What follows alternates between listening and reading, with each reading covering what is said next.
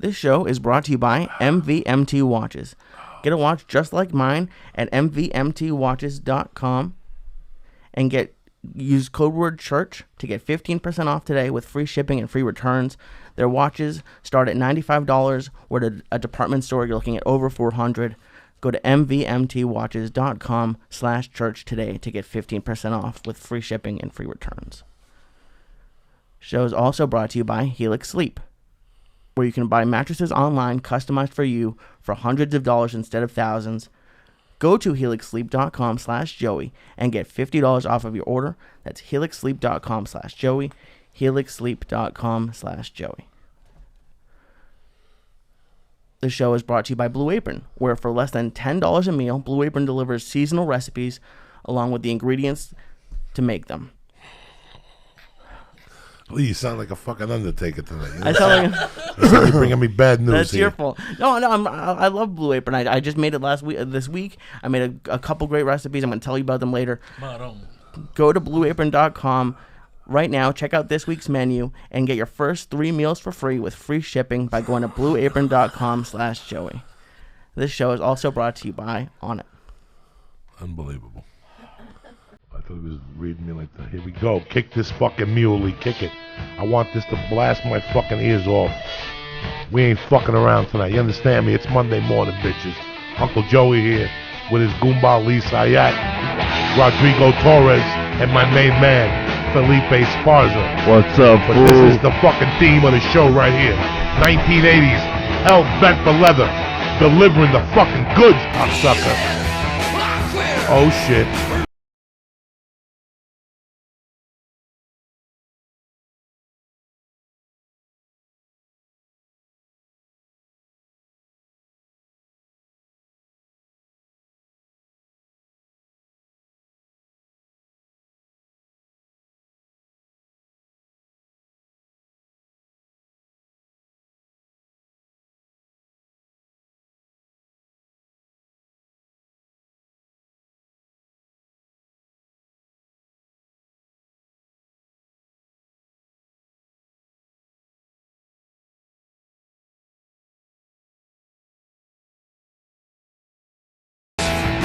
Are you fucking kidding me or what? Judas Priest with a gay singer. He didn't give a fuck, Jack. Nobody gave a fuck. We knew he was gay, but what are you going to do? I didn't know he was gay, man. I knew he was gay. Something about him, I knew something. He had the I just whips. stare at him, man. Leather shit. The first time I saw him, he blew my fucking mind. He blew my fucking mind. Like, just took it out of the... Like, I was somewhere else. My mom had just died. I had the ticket. What was I not going to go? It was like 2 weeks after my mom died. I go, let me go down there. And I went over to I think it was the Palladium. And everything. It was this tour. And the guy, he came out with a motorcycle, with a whip. And he fucking whipped the stage. And I was like, what the fuck is he doing? The gay blade. And then he started singing he was singing Hellbent for Leather or something. And I was just sitting there going, Jesus Christ, I didn't really like him. I was a Black Sabbath dude. But after that, I went home and I bought the album. And it's all over. You know what I'm saying, Rodrigo? Hell yeah, that's some good music right there. No, that's a great album. You know what? It was deep, deep, deep in the closet. But like I told people, you got to check your skeletons from time to time. I checked the skeleton and I saw that album and I said, fuck it. Killing Machine, Burning Up. It's got 20 good. Green Manalishi. It's got a bunch of shit. Felipe Esparza, what's happening, dog? Oh, man. When Judas Priest came out, man, I wanted to wear leather and those beads. I used to go to Melrose, man, and try to shoplift those little bands to wear. Oh, yeah, man. I don't know he was gay, though, man. JP, baby. I used to have the hat, Judas Priest, and the whole thing. But for all those years I went to see him, the first 3 or 4 times I went to see him, it was a movie theater. They just destroyed a movie theater. Def Leppard destroyed a movie theater. They destroyed a movie theater. Now, then it got into arenas. They said, fuck it, let's take this to arenas. Who gives a fuck what it sounds like? You know what I'm saying? So, but I went to see them, Priest, Iron Maiden, with the original singer Paul Diano in a fucking movie theater. Killer's record. Yeah, it was a movie theater, you know, so what are you going to do? Who gives a fuck? At the end of the day, when I'm in a casket, you think I'm thinking about AC/DC? No. There was this guy, a little Native American kid named Dean. He was Native American. Primo Papago, shout out. This fool had all the Iron Maiden albums, bro. He was a little nerdy kid, dirty kid. But I was his friend. He goes, Felipe, you know I have Iron Maiden albums? Yeah? So I went to his house, bro, and we played every album, man. Run to the Hills and Yeah. all that shit. How many hours was the other one? Just one? I think just that first one, Killers, right? Because the rest of it's Bruce Dickinson. Bruce Dickinson. And And Bruce the- Dickinson's first album was Run to the Hills. Yeah, and then because the only one I really know is Peace of Mind. And then they had like Son of the Seventh Son and shit. But all those fucking I was think they too. I killed was them. gone by then. I was starting to blow on. I don't need the seventh son. He I was brought like, us pain. Paul Yeah. Diano comes on tour and does that whole record, Killer, live Out with their own on the band. place, With who? Still, we gave with, him fucking hell. players and shit. Too many came. that's the album. And I was like, what? Was Indians getting chased? What? Yeah, man. Run was to the that, was that Hills. Peace of Mind?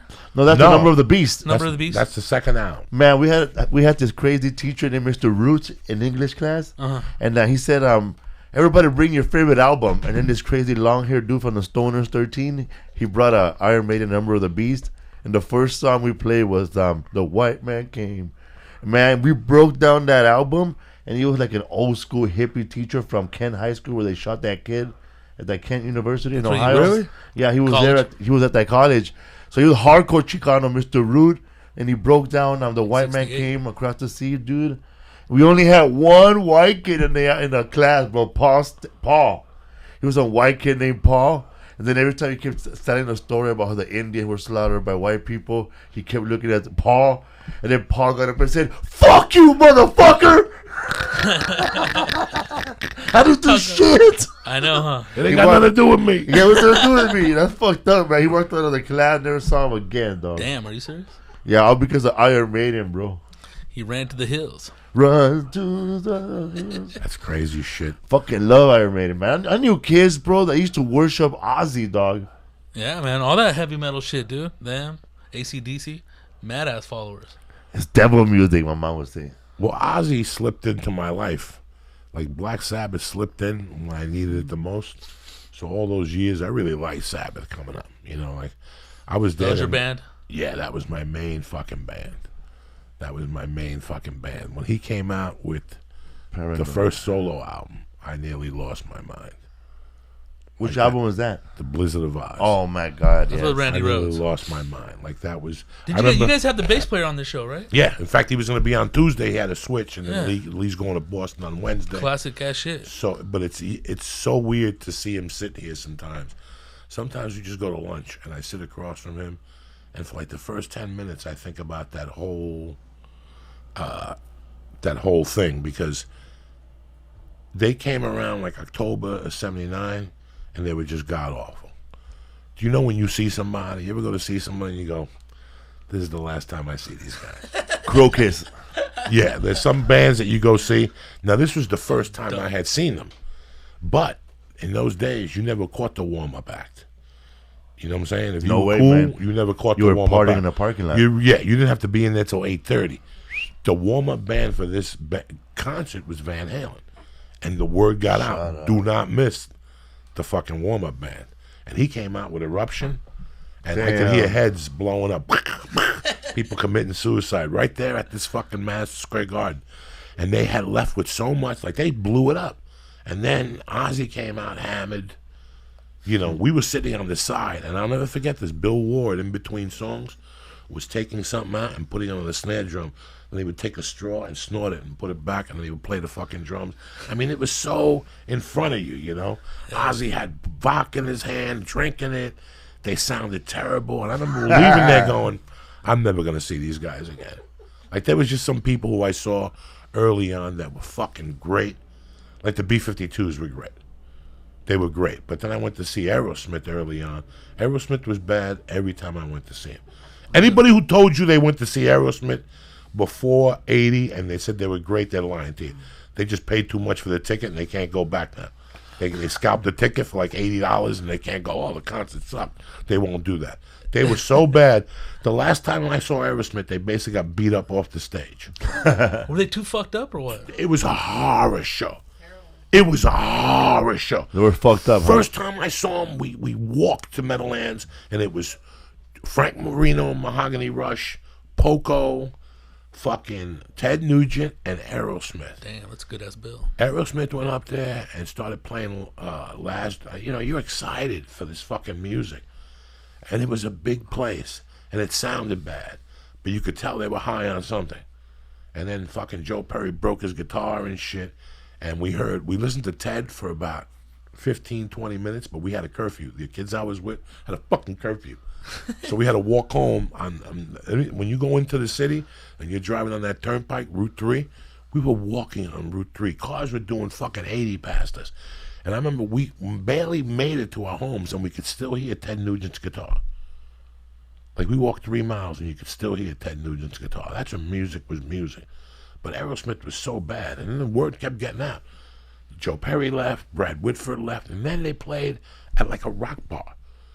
Next time you go home and you go, George, take me to fucking Chan's Dragon Inn. And when you're in Dragon Inn, go, George, take me to where Aerosmith played. It's right down the block. You go, come on. It was called the Soap Factory. And after that last album, when the night lightning strikes, it's got boom, boom, boom, whatever happened. Nobody can name a song from that album. That's how bad the album is. I personally like the fucking album. Night in the Ruts. That's the name of the album. We went to see them. That dude was so fucked up, the singer. He was so fucked up. Fuck Steven Adler and fucking Guns N' Roses in the 90s. This guy was gone on stage. Heroin. He was singing to the walls. He was skinny. You could see the bones through the shirt. You know, it was just a fucking mess. And he would light cigarettes and flick them. He kept lighting cigarettes and flicking them. Now, I got my own thing going on the side. It was $10 general admission, right? So whenever you got there, you got in. Me and my buddy get there a little early, and it's hot out. It's humid. So there's women with halter tops, and there's guys smoking cigarettes. Are you with me? I'm listening. So I'm 15 feet from the stage, and guess who's in front of me? A real deal heroin junkie. What's he doing? He's lighting a cigarette, and in the middle thing, he puts the cigarette out right here. He leaves it 6 inches from his face, and he would start to nod. And as he would nod, I'd push him into a girl, and it would burn her back. Hysterical. I'm doing this for 15, 20 minutes by myself. And they're like, stop it, fuck ass. And he's like, I'm sorry. People keep bumping into me. And every time and then he would move over like a foot or two. Because he was finding out what was He going knew on. somebody behind him kept pushing him. And every time he'd nod, Lisa in the Cult Jam, right here, when he was at this position with the cigarette up, I'd just push him into somebody. And you hear the girl go, ah! Little hair burning. This went on for 20, 30 minutes. The concert started, and it was so boring. Me and my buddy are like having our own fucking great time. We did this, and finally, he got so high, the guy, that he just passed out. Like, he just fell. And people just started stepping on him. And people stood there the whole night. He was on the floor.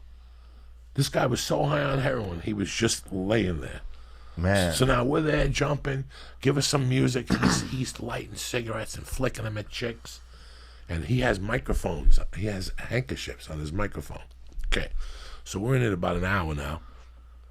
And he's singing, and he's fucking up the words. It's like Sinatra. If you went to see Sinatra in the 80s, bro, he had no idea what the words were. Even with the teleprompter, he would not have an idea what he was saying. But pobrecito, you know? But this guy was so inebriated, and he was just singing different songs, and the band was looking at him, and then he started taking it out on the audience. And he would light the cigarettes and flick them. Then somebody threw a joint. And that's where it got ugly. He lit it, took 2 hits, and flicked it, and it burnt one of the girls. Here I am burning women for an hour, and he decides to flick a joint and burn a chick. They start yelling, fuck you. He's like, fuck you, fuck you. He's holding on to the microphone, singing a song, and they start tugging on his handkerchiefs, and he's going back and forth. This goes on for like 3 fucking minutes. And I knew one of the kids, Mike Askeles. I still talk to him on the phone from time to time. They're going back and forth, back and forth, back and forth. Finally, he throws the microphone in and dives in head first. That was it. You don't do that in New Jersey. They don't give a fuck who you are. Punches. He's on top of the audience, and punches were hitting him in the face. Ba-boom, ba-boom. They're just punching Steven Tyler. They're just clocking Steven Tyler. Finally, security couldn't get into the audience. They wouldn't let him. Security from the stage had to grab his fucking neck by the shirt and rip him up. And I'll never forget, he's in mid-flight, and it's like a step for him, and somebody just comes up to him and hits him again. Perfect. They pulled him up, and he ran to the back. The concert was over. No more fucking Aerosmith. 3 weeks later, they were done. So it was like that. Done. You didn't hear from Aerosmith, nothing.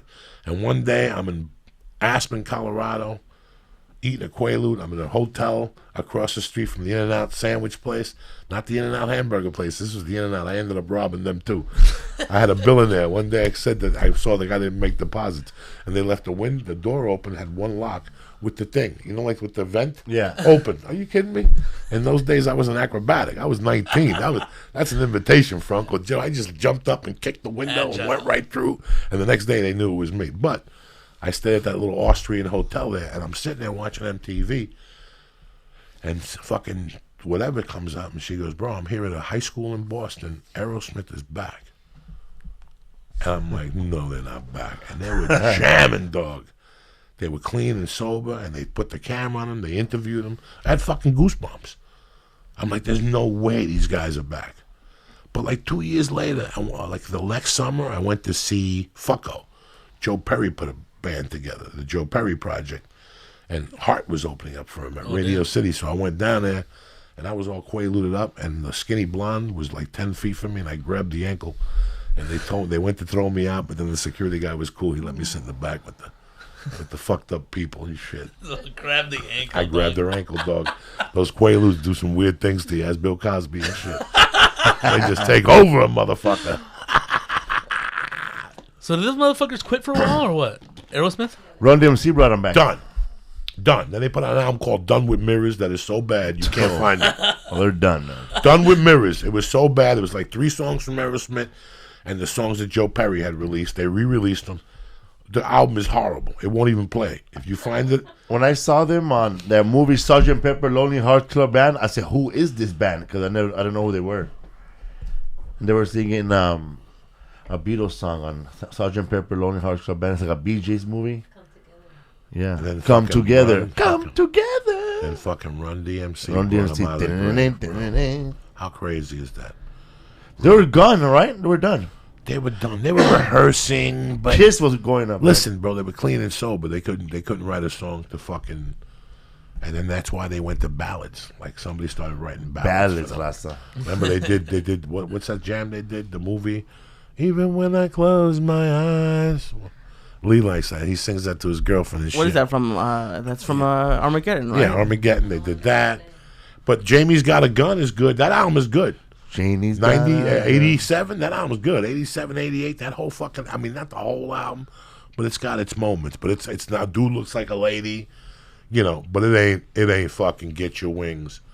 It ain't fucking Rocks. No, not even close. You could smell it. When you put Rocks on with a needle, like I'll get Rocks right now, put it on, you can smell heroin. After like the 4th song, you start getting high and shit. That's how much fucking H they did for that album. Like that album is raw. That album's got 2 songs that are just pure heroin. You hear them, That shit you go. feeds the soul, though. It's like when you hear Alice in Chains. Like I heard Freak the what's that? The Freak the Freak whatever the other day I was driving. I'm like, if this is heroin, this is Beat the Freak. What's it called, Lee? Let's see. Hold on. Fucking amazing jam. Freak Show. No, Alice in Chains. Something to the Freak. I forget. Bleed the Freak. Bleed the Freak. God damn. You could smell the heroin in your car. You're like, I better not get pulled over. They think I got Chinese people in the trunk and shit, yelling and screaming. Atawa. What's up, Felipe? What's up, fool? Any good movies lately? Oh, man, a lot of good movies, man. Say Medea, fool? What I saw Medea, the Halloween movie, Boo. I don't want to talk about that one. It was hilarious, bro. I just don't want to talk about that, okay? It beat Tom Cruise. Dog, the other night I was smoking dope and I had an idea of a lifetime. Okay? See, the manager thinks like I think. Manager, how much did you like Jax Teller? The truth. Did I like what? Jax Teller. What's that? Sons of Anarchy. Oh. The show I'm trying to get fucko on over here. Oh, dude, Sons of Anarchy. I love Sons of Anarchy. They're doing 2 spinoffs. But for some reason, I fell in love with Jax Teller, whatever his name is, Charlie Hunnam. He played a gay guy on that other show. When I seen him in Sons of Anarchy, I don't think Sons of Anarchy is the greatest show in the world. But I see this kid. Sons of Anarchy has been off for 2 fucking years. Am I lying? 2 years? Yeah. 2 years. Where is this kid? Nothing. Nothing. So 2 years, he hasn't done a fucking thing. They got him scheduled to play a Mexican with blue eyes, a drug dealer. Yeah. A famous drug dealer. El He's Barri, La Barri. Yeah, he's coming out with some other fucking movie about Yeah. prehistoric time that nobody cares about. They're wasting this motherfucker's time. So you know me, dog. I'm sitting there smoking dope. 50 Shades of Grey. He was supposed to be. He said no Yeah, to he that turned movie. it down. Yeah. And he would have been perfectly dirty. So I'm sitting there thinking the other day. I always ask he's at my agency. He's with a different division. He's with the fucking pimps and shit. But I asked my agent one day, I go, what the fuck is up with his agent? Do you ever talk to him? He goes, yeah, I know him well. I go, how come this kid not doing 20 fucking movies? Then I sat there and I go, this kid ain't a movie star. Remember, movies and TV are two fucking different Yeah, things, they are. okay? Two different fucking animals.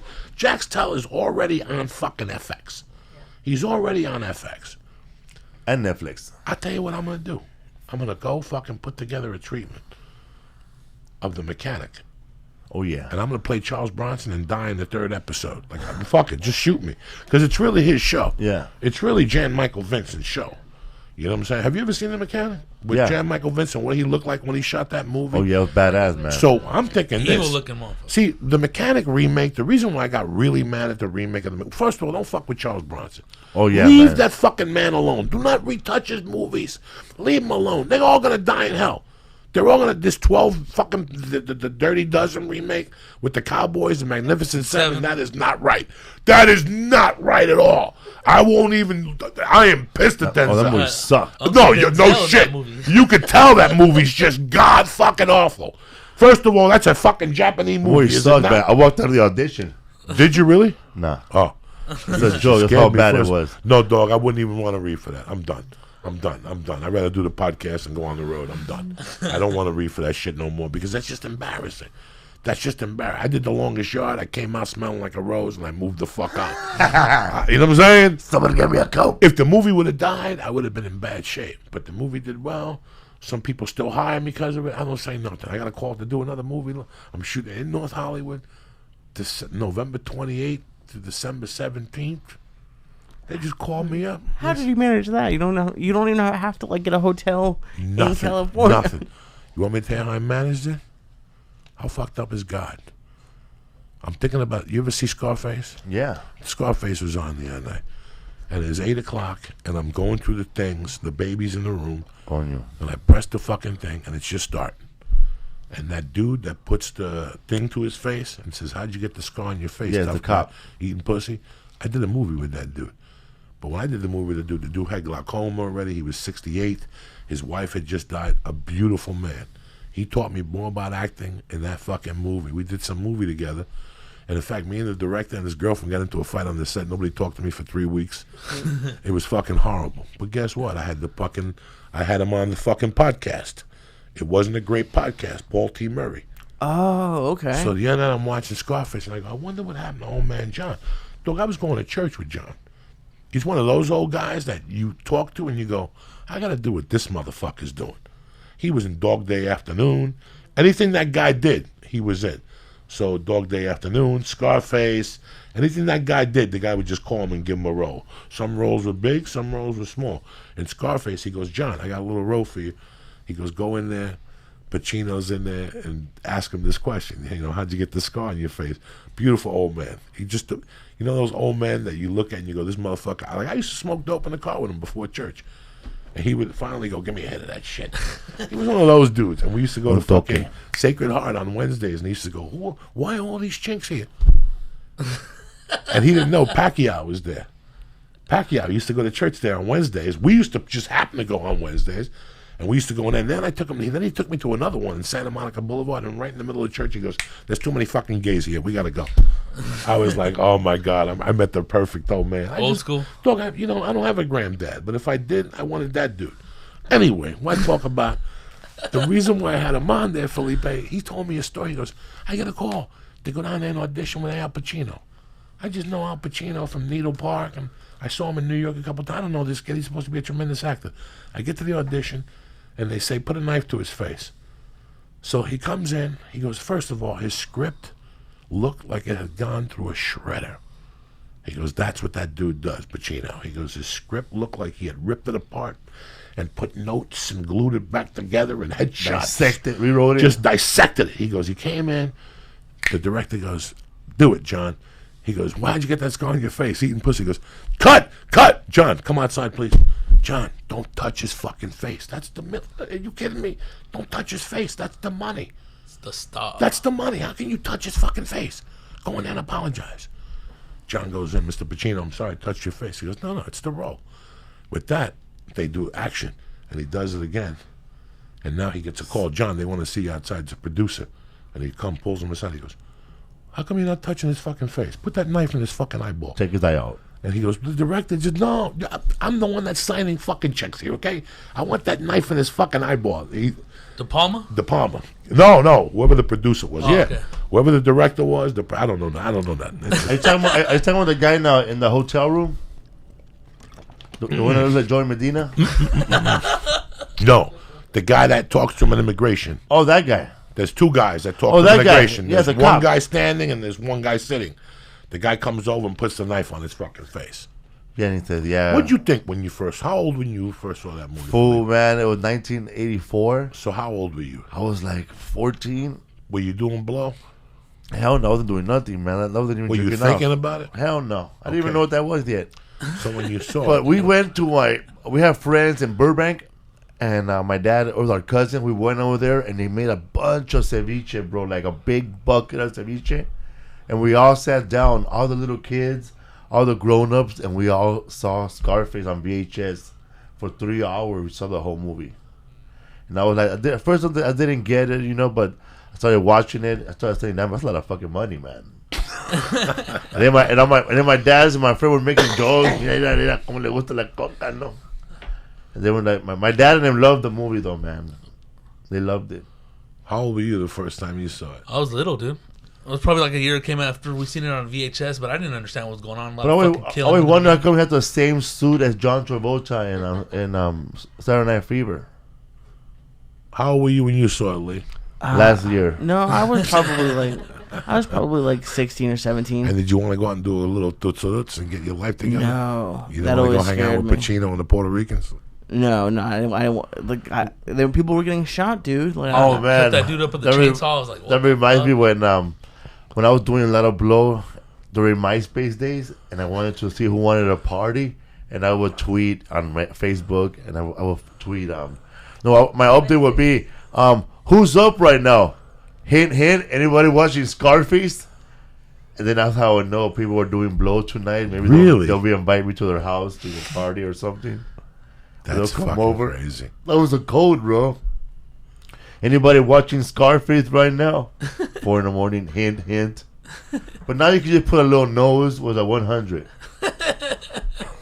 Little pile. But when I saw it later on, when I was like selling crack, in my neighborhood, it gave me a sense of power, bro, to watch that movie. Like, yeah, if we can make it, I can make it. But now when I watch it, I see it that you can make it. Even if you're not a cocaine dealer, it was a sign. You come here, you work real hard. No matter what you do, you could be a survivor, bro. Oh hell yeah! But he American just Dream chose style. that life. But man, it's hard to watch sometimes, because some of those parts where he's dealing with the mom is so real, like he thought, like he could impress his mom with money and the suit, and she still said, "Get the fuck out of here, man. It hurts, man." I was pushing drugs, dog. That's why. But she didn't know, huh? She Fuck you, we never had a father. Shit, she knows something was up. That movie was fucking brutal, dog. Those Cubans that came over in '79. It was somebody's got to do a documentary of the jail they let them out of. Like, you know what I'm saying? Like, just walk through that jail. They weren't American jails. They didn't feed you on time. There's no feeding at 7. They would come in and throw a fucking piece of bread at you, dog. Or they would throw like a sandwich into a cell with 4 of us. And no showers. Because those are the Dirty. hardcore criminals from Cuba, right? The Yeah. Mariana Boat Project or something. So like it that? was really weird. I saw the transformation. I saw it right in front. It's so weird how I was doing mescaline one day and having a great time with 20 kids my Mescaline. age, and all of a sudden nobody's doing mescaline anymore. It went from you needed $5 to get high. You needed $2.50 for a hit of mescaline, and $2.50 we could chip in for a 6-pack. You needed 3-4 beers and a hit of mescaline. Somebody had a joint. You were good to go, Rodrigo. And all of a sudden, it went from that to people having to spend $50. there was no sample of cocaine. If you really think the impact that this had on the economy here, you really have to think about 1978, 77. I saw it. I saw people talking. It was spoken in my house since I was a kid. But I was starting to see it more now. I was starting to see it. I knew my mom had white rings around her nose. I knew what time it was. I wasn't retarded. But now I was hearing people talking about it. It was in the clubs. The kids older than me were coming back going, no, metimos película. Now I was in shock. Like, I just thought my mom and her friends did it. Do you follow me? So now I had to sit there with my tongue tied. You ever done it? No, I don't even know what you're talking about. How old were you? 13. Damn. So 13, it's 1976, and it was already creeping.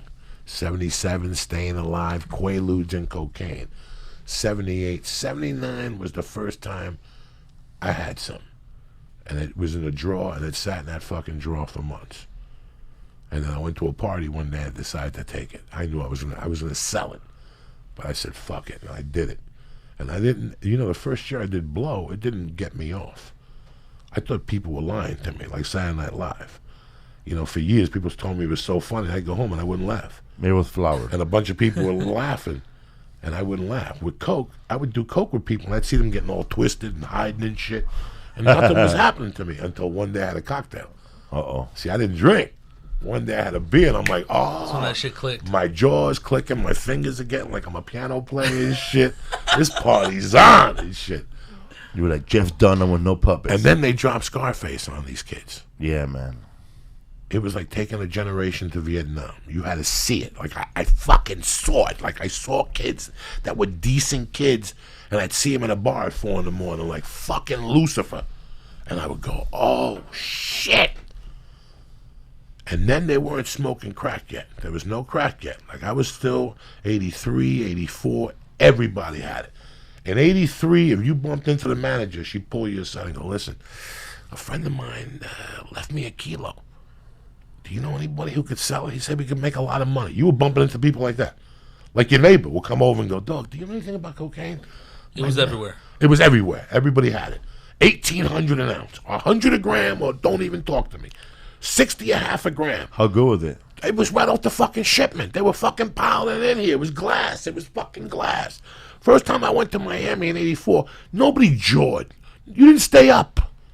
You didn't stay up. Your eyes got red. Like those red veins were in your eyes. You got all red and shit. And you get high and your dick got hard. And you had a good fucking time. And you were Last loose. night had a And yayo. then, over the years, when you started getting, they started doing something to it.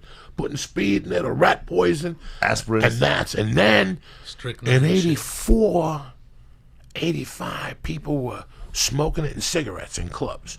I went to the Cocoa city in Puffs. 85. I was not doing drugs at this time. And people were already, the Colombians, they would go, that's a Colombian table. And you could smell the coke in the air. And they were putting it in fucking cigarettes. And then I went over to the city to get weed one day. Manager, I've been going to the spot since I was fucking 13, 14. It was 148th and Broadway. Were you sure these weed stores today? Yeah. we. Listen, I copped there from fucking 77 to 84 and a half.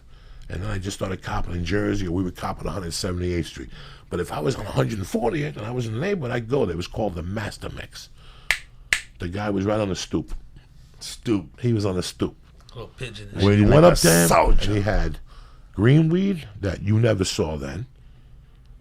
Nobody had green weed. Damn. It was all the weed from Jamaica up in Harlem. The Master Mix. It was the Buddha tie, the chocolate tie. Everybody Tie had stick? chocolate tie. He had green weed, and then he put it together, and that was called the Master Mix. And guess what he gave you? A fucking punch card. In 1980, homie was already giving you a punch card. What did it say on it? If you bought 10 nickel bags, you got one for, it was $10 bags. If you bought 10 $10 bags, you got one for Subway free. stole his idea. Who the fuck you think you're dealing with? This is on the street, no license, no nothing. I went there and they go, weed. We don't sell weed no more. This is crack. Crack. It was gone. And it Gone, was, the man. little vials were all over the street. And I had never seen that before. And then I went to Colorado. And then in Colorado, I heard about crack. People cracked up and shit. Where I grew up, like the biggest thing I ever saw was weed and alcohol. I'm sure that there were pills or something, and maybe there were some kids who did other stuff. But did you ever have people? Did you have anyone who was negative about cocaine in your life, or was everyone like really positive? It hit so hard, Lee. In 1982, it hit so hard. Like girls that you knew that were cheerleaders at fucking CYO basketball at the prom were doing fucking powder. Oh my. You know what I'm saying? Like that, it hit that hard. Like if you were at a party and there was 10 people, they had 9. And those, see, in the beginning, cocaine didn't take over as a drug that got people high. Cocaine put you in a different class. The only people with money could fuck with That desert rat from fucking Glendale that fucked everybody when she was 8, she's somebody now. You walk into a bathroom, you do 2 lines, you come out, and the whole room will look at you. That's how you get people's High attention class. in the 80s. By going, the whole room will look at you and they come up to you all creepy. Have you done coke? How is it? How's the drip? Tell me the truth. Can I get a little bump from you? It was fucking insane. It was fucking insane. But that's how they sold it. That's how they sold it. They didn't sell it because it was a great drug. You done coke, it ain't fucking dick. After you see it, it ain't dick. They sold it. You became a bigger person. You were doing what the movie stars do. You know what I'm saying? It was the convertible of And then drugs. fucking Eric Clapton, then Black Sabbath, and that was it. Cocaine. That was it. It hit like the weed White now. lines. 10 years ago, you wouldn't see a weed store. Now you see a weed store every 2 fucking blocks. That's what it was. Everybody had coke for sale. Everybody had it. Everybody could give it to you on the arm because they had so much of it in the house. People go, do you know anybody who buys coke? And you go, nah, not really. Meanwhile, you haven't done coke in 2 days. You got a monkey in your back. His asshole's on fire. You know what I'm saying? I don't know nobody. Let me give you an ounce. If you can sell it, sell it. If not, bring it back. What? You ain't ever going to see me, Jack. Pew. But then crack took over. And that, I don't know. How was it here? Oh man, same time like 82, 83. That They early? were selling pure Thai stick at the little corner Talking about Bud. on Clarence Street in Boyle Heights in the projects, Pico Aliso. It was called the Thailand because all they saw was Thai stick. People would drive by and they have these long sticks with marijuana stuck to it, and they would sell it to their cars. And then one day, man, everybody started selling crack instead of Thai sticks. And then you started seeing these young 14-year-old kids with little big gold chains and beepers. That was the first sign that I saw a young kid wearing a beeper. I said, damn, this was a doctor or what? And everybody was selling crack, man. Everybody. It wasn't like it is now where you got to pay taxes to somebody, you know, or the neighborhood is controlled by some gang. It was like open. It was like the Wild Wild West in my neighborhood, man. And they sold a lot of PCP too, another spot. But man, I remember crack was crazy, man, when it first came along. Crack was crazy. Crazy, bro. It just took people to the next level, man. Like, it'll just kill a whole family, man. Like, Instant addiction, right? And you can make more crack out of a little bit of cocaine. I got hooked on crack in Hollywood. For 6 weeks, I was smoking crack. I'd buy it right by the theater, by Man's Chinese Theater. Right on that corner, be 2 black guys. We'd make eye contact. They beat me 10 times. They'd sell me soap, these cocksuckers. And my fingers were always dirty and shit. My wife would wake up, what is that fucking smell? The weed. Go back to bed. I would smoke it out of a Coke can. That's Then a I went gnarly fucking smell. Then I went to El Paso, there was no crack. So I got hooked back on the Coke and I didn't smoke crack again. Tremendous how addictions transfer and shit like that. I didn't smoke crack. I never thought I'd smoke crack. me neither, man. I didn't listen, in 82, Freebasing was getting big. Is that different from crack? It's just hot powder, rolling, right? Bro, it was fucking stupid white people. They wasted my fucking time. Okay? And Timmy, there's a kid who listens to the podcast, Timmy Holloway, my buddy. I grew up with him. Me, him, and this black dude, a friend of mine came up to me one day and goes, bro, I heard you got good coke. I just graduated high school. I go, I could hook you up. He goes, dog, I sell coke to pimps. He goes, I got these pimps down in Jersey City and whatever that will buy coke from you. We got to go down to the hotel. But the guy that was going to, that's where I got the word tremendous from. everything in this kid's life, he'd say tremendous. How are the girls? Tremendous. How's the coke? Tremendous. How was that right turn? Tremendous. He would even tell you that right turn was tremendous. So we went down, Steve Valanis, I forget what the fuck his name was, dog. Tremendous. We went to this hotel room. It's the summer of '82.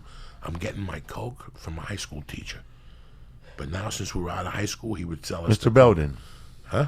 No, I don't know if it was Mr. Blvd. It was the Camel. Let's just call him Camel Brett. Because he used to smoke Camel Fucking cigarettes Camel with no Brett. filter. And his cigarette was orange from the Camel Damn. cigarettes. Tremendous. So Camel Brett, he would sell you the coke already in a fucking bindle. So we went down to those pimps. I gave him a couple grams. Here's the code, but you still got an F in his final. What's that? No, we were out of school. He wouldn't fuck with us then. And the pimp was like, dog, have you ever freebase? And I go, no, but we'll give it a shot. And he did the whole thing. He had all his hookers there. And they were like, he was a magician. Woo.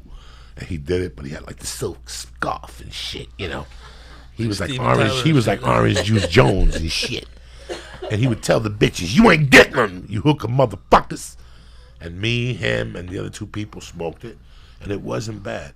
And there's a place. Again, next time you go back to Caroline, tell George. Joey said, take me to East West. East West. East West is a head store that's been there. It says Casa Coño La Madre. From 1970. When I was a kid, I used to go in there and buy, when people go to a tape recorder, to a concert. Yes. Whatever those are called. Remember that shit in the 70s? They were called, not bootlegs. Yeah. Bootleg. Bootlegs. People would go, if the Stones played 6 nights in the Garden, you would go all 6 nights and they get one show. But they also had a how to make fucking freebase kit for $49. No way. So I bought it. I took it home. It was butane, a glass, a silk scarf, a ton of shit. And then we went home. We went to my friend's house, Devo. When I woke up in the Fucking morning, Devo. dog, all the bottles were turned upside down. There was like 15. We went through 15 grams. And like at the end, the next day, I said, what did we do? First of all, you got to sit there and cook it. And Become a it's chemist got and to shit. dry. It's white people shit. I'm sorry, manager. It's white people shit. It's too much thought. Just give it to me, cock. Give me that motherfucking mule. You know what I'm saying? Let's get that jaw going. Give me a little freeze. I got a cavity back here.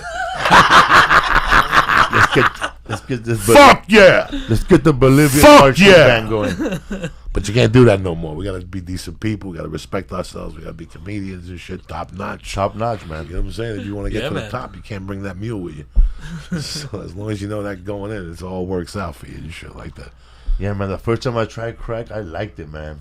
I heard it's fucking instantly addictive. I've never heard anybody that's done crack that say that shit sucks. Everybody says it's super fucking good. I didn't listen at that point. The point of my life when I was smoking crack, it was like '98. I didn't really give a fuck, Jack. He's like, It was- fuck it. Oh yeah, and some of the nights I would smoke it, even if I knew it wasn't crack. I would just smoke it because I bought it. I might as well get my money out of this. This thing tastes like saran wrap and shit. Smoking almond and shit. Oh, fucking terrible! Terrible the shit you do when you're in that level. Yeah, man. You don't You know, care. when you're in that fucking level, you're fucking creeping, man. You're giving money to somebody and hopefully they'll come back. Yeah, I'll be right back and shit. Right back. You're, Oh, you're there for 3 hours. That's the worst. and That's it's the fucking worst. 4 in the morning on 7th and Spring. Little pincher shit too if they don't come back. I met this drug dealer by mistake. By You don't mean a mistake. drug dealer by mistake? No, this guy. I meet him by chance. But this guy was so fucking good. He was at the end of my journey. He was at the end of my cocaine journey. He was like, I put him into the rotation. The problem was I didn't have his phone number. I didn't have a way how to get a hold of him. His cocaine was the best. Out of all the coke I was buying, D-Money, El Compadre, I had 3 or 4. Really? Was that good? Yeah. John Blaze, the motorcycle guy. Martel Cartel. Martel Cartel. Martel Cartel was good, but I had to fucking shake them down because they'd sell me the shit they selling to fucking white people. Give me the real mule in the back, that uncut shit in the fucking thing.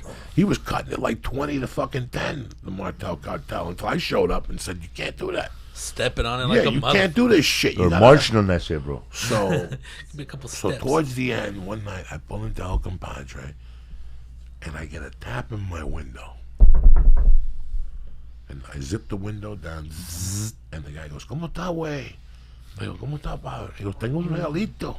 I have a present for you. And I look at him, I go, really? I thought he was going to fucking shoot me.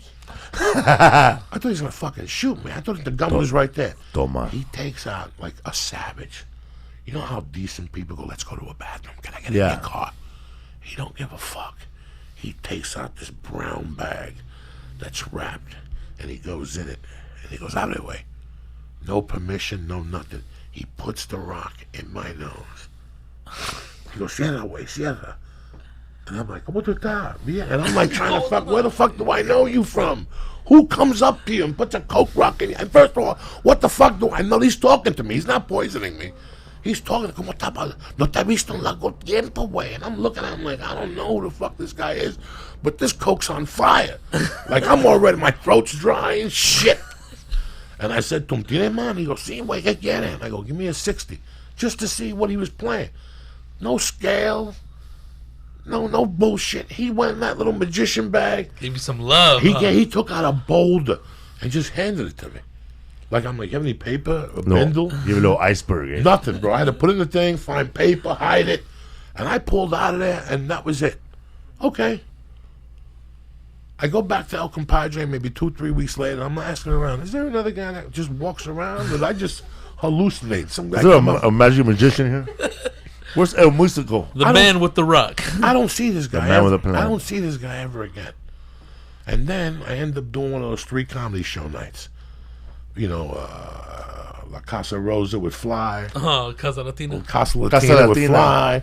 And then shoot over to Jeff Garcia's and do that one for 50. Yeah.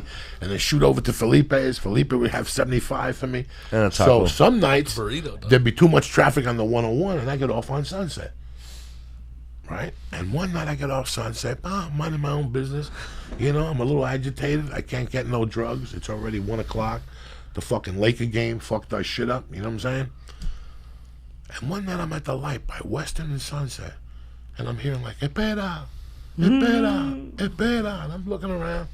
And who do I see but the Mexican running up to the car? The Coke Ferry. Yeah, the Coke Ferry running up to the car.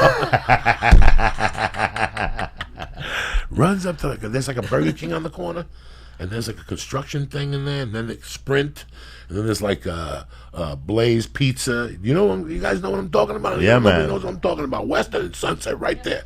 There's a McDonald's or some shitty place. He lurks in those trees. So he comes up to me at the light, 1 o'clock in the morning, Sunset Boulevard. Come that way, come on this way. And I'm like, oh my God, you showed up when I needed you. Before I could say a word, Baboom puts a rock in my nose. Again. Nope. May I? Nothing. Puts it in. Like Santa Claus feeding the reindeers. Again, at the light. At the light, like he owned fucking Western and Sunset. He goes, get his way. I just took out everything I had. Give it to me. He just took out a fucking boulder. I remember driving home with the Coke rock in my hand, like a fucking. I say that joke on stage. It's not a joke. It's a true story. He tried with a snow I globe. drove home with a 1 3/4 rock on my hand, just driving home with the air conditioner on lightly, and the fumes hitting my face, tremendous. And I said to him, "How do I get a hold of you?" And he goes, "Just come here at night. I'm here from 12 all night." I go, "Where?" He goes, "Just drive up and down like once or twice. I'll come out of the tree." Fucking Coke Where's Tony Ferry. Bennett, cocksucker? That's Surface. Where's Tony Bennett? Oh, okay. Oh my God, this fucking. One time this fool said, every time I looked at the Coke rock, it got bigger. Oh yeah. Hell yeah. I always been like that. One time I was at that I wanna be around. I was at this bar and I was loaded, and the guy goes, "You want a bump?" It's a Good Luck bar, man. The Good Luck bar right there on Hollywood, Santa and Monica? right there on Sunset by the Santa on Monica? Vine. Yeah, Vine. Twice as smart. And the guy goes, It's in the Silver he Lake. goes, "You want a bump?" I went to the bathroom, and he gave me a long line of I thought it was Coke, but it was meth. Somebody A real big line and an extra one. And man, after I was done, I was just by myself, bro, listening to music by myself, awake. No beer, nothing, bro. I cleaned the whole house. I got a little toothbrush, bro, and I cleaned the edge of the everything. Detail. Yeah. Fucking beauty. Raiders won, baby. 30-20. We're in first place. What are you gonna do? You gonna Thank move very to Las Vegas now? much. I'm gonna go to the games, pick up a gig on Saturday, and watch the game on Sunday.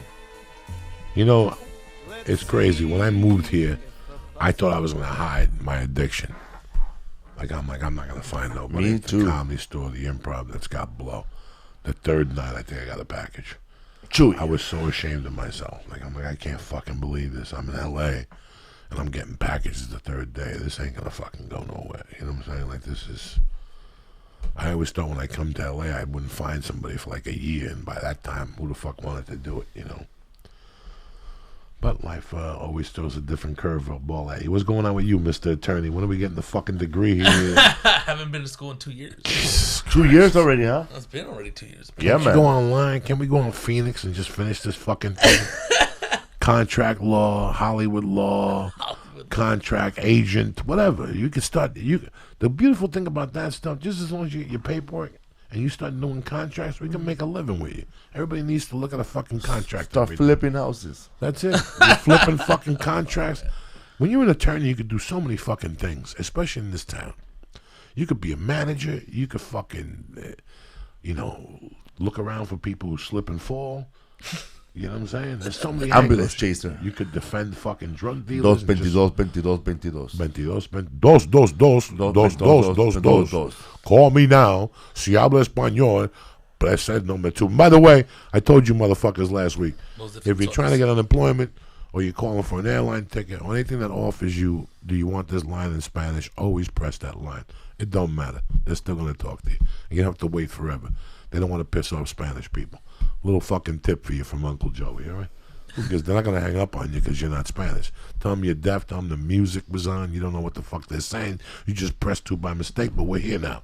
Let's handle this situation. My vacuum broke. What's going on, you bad motherfucker, Felipe? Always a What's pleasure. up, fool? I'm going to be on Superstore this Thursday, man. What Superstore? Talk to me. Superstore on NBC with American Ferrara. Okay, look at you. It's called it's called Superstore on NBC at 8 o'clock on Thursday. It's my second time on a row. A recurring role named Cody. Look at you. You and I have discussed the acting thing, Yes. and it's finally coming to fruition. It took a while. You never know when it's going to strike in this time. Most people at home jerking off right now. You got 2 fucking episodes. You know Self-tape myself with Rodrigo Torres and Adam Murray. You didn't know that Rodrigo was a brilliant fucking camera dude. He knows how to hold it steady. I remember Rodrigo's brother edited a video for him. Rancho Bob. He wanted to make a video of a cat. He kept bugging me. When can I make a video? I go, all right, come on back. Let's He make was this cat. reaching. He shot the video and didn't edit it at all and gave me the fucking video. Your brother was a beauty.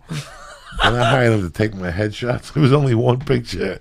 He duplicated it. It was the same ugly picture. I was like, now I get why you get photographers and shit. He wanted to be Tarantino. He had the original script for fucking Mulatto. What's his name?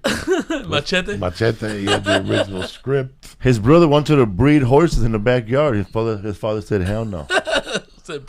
Ain't no horses can fit back there, dude. He used to get pissed off. He's a beauty. He's a beauty. Poor Rancho. He's a beauty and shit. Who did we get fucked on? You that day. Me with on the those other- edibles. That had to be 10 years ago, Rodrigo. Like 8. He was out. No. Yeah, it was 2008. 2006. I was like, Yeah, 08. yeah. It was 08. 2008, 07. Yeah, that was 08. Right there at the boxing gym. Yeah. The boxing gym out with you. We used to go to that Spice Company. Remember that big dude always used to hook you with that big ass bubble? And I ate a whole candy bar. If we went there on Tuesdays, That was I Kushmar, had a right? deal. No. before Kushmar. Kushmar was on Hollywood.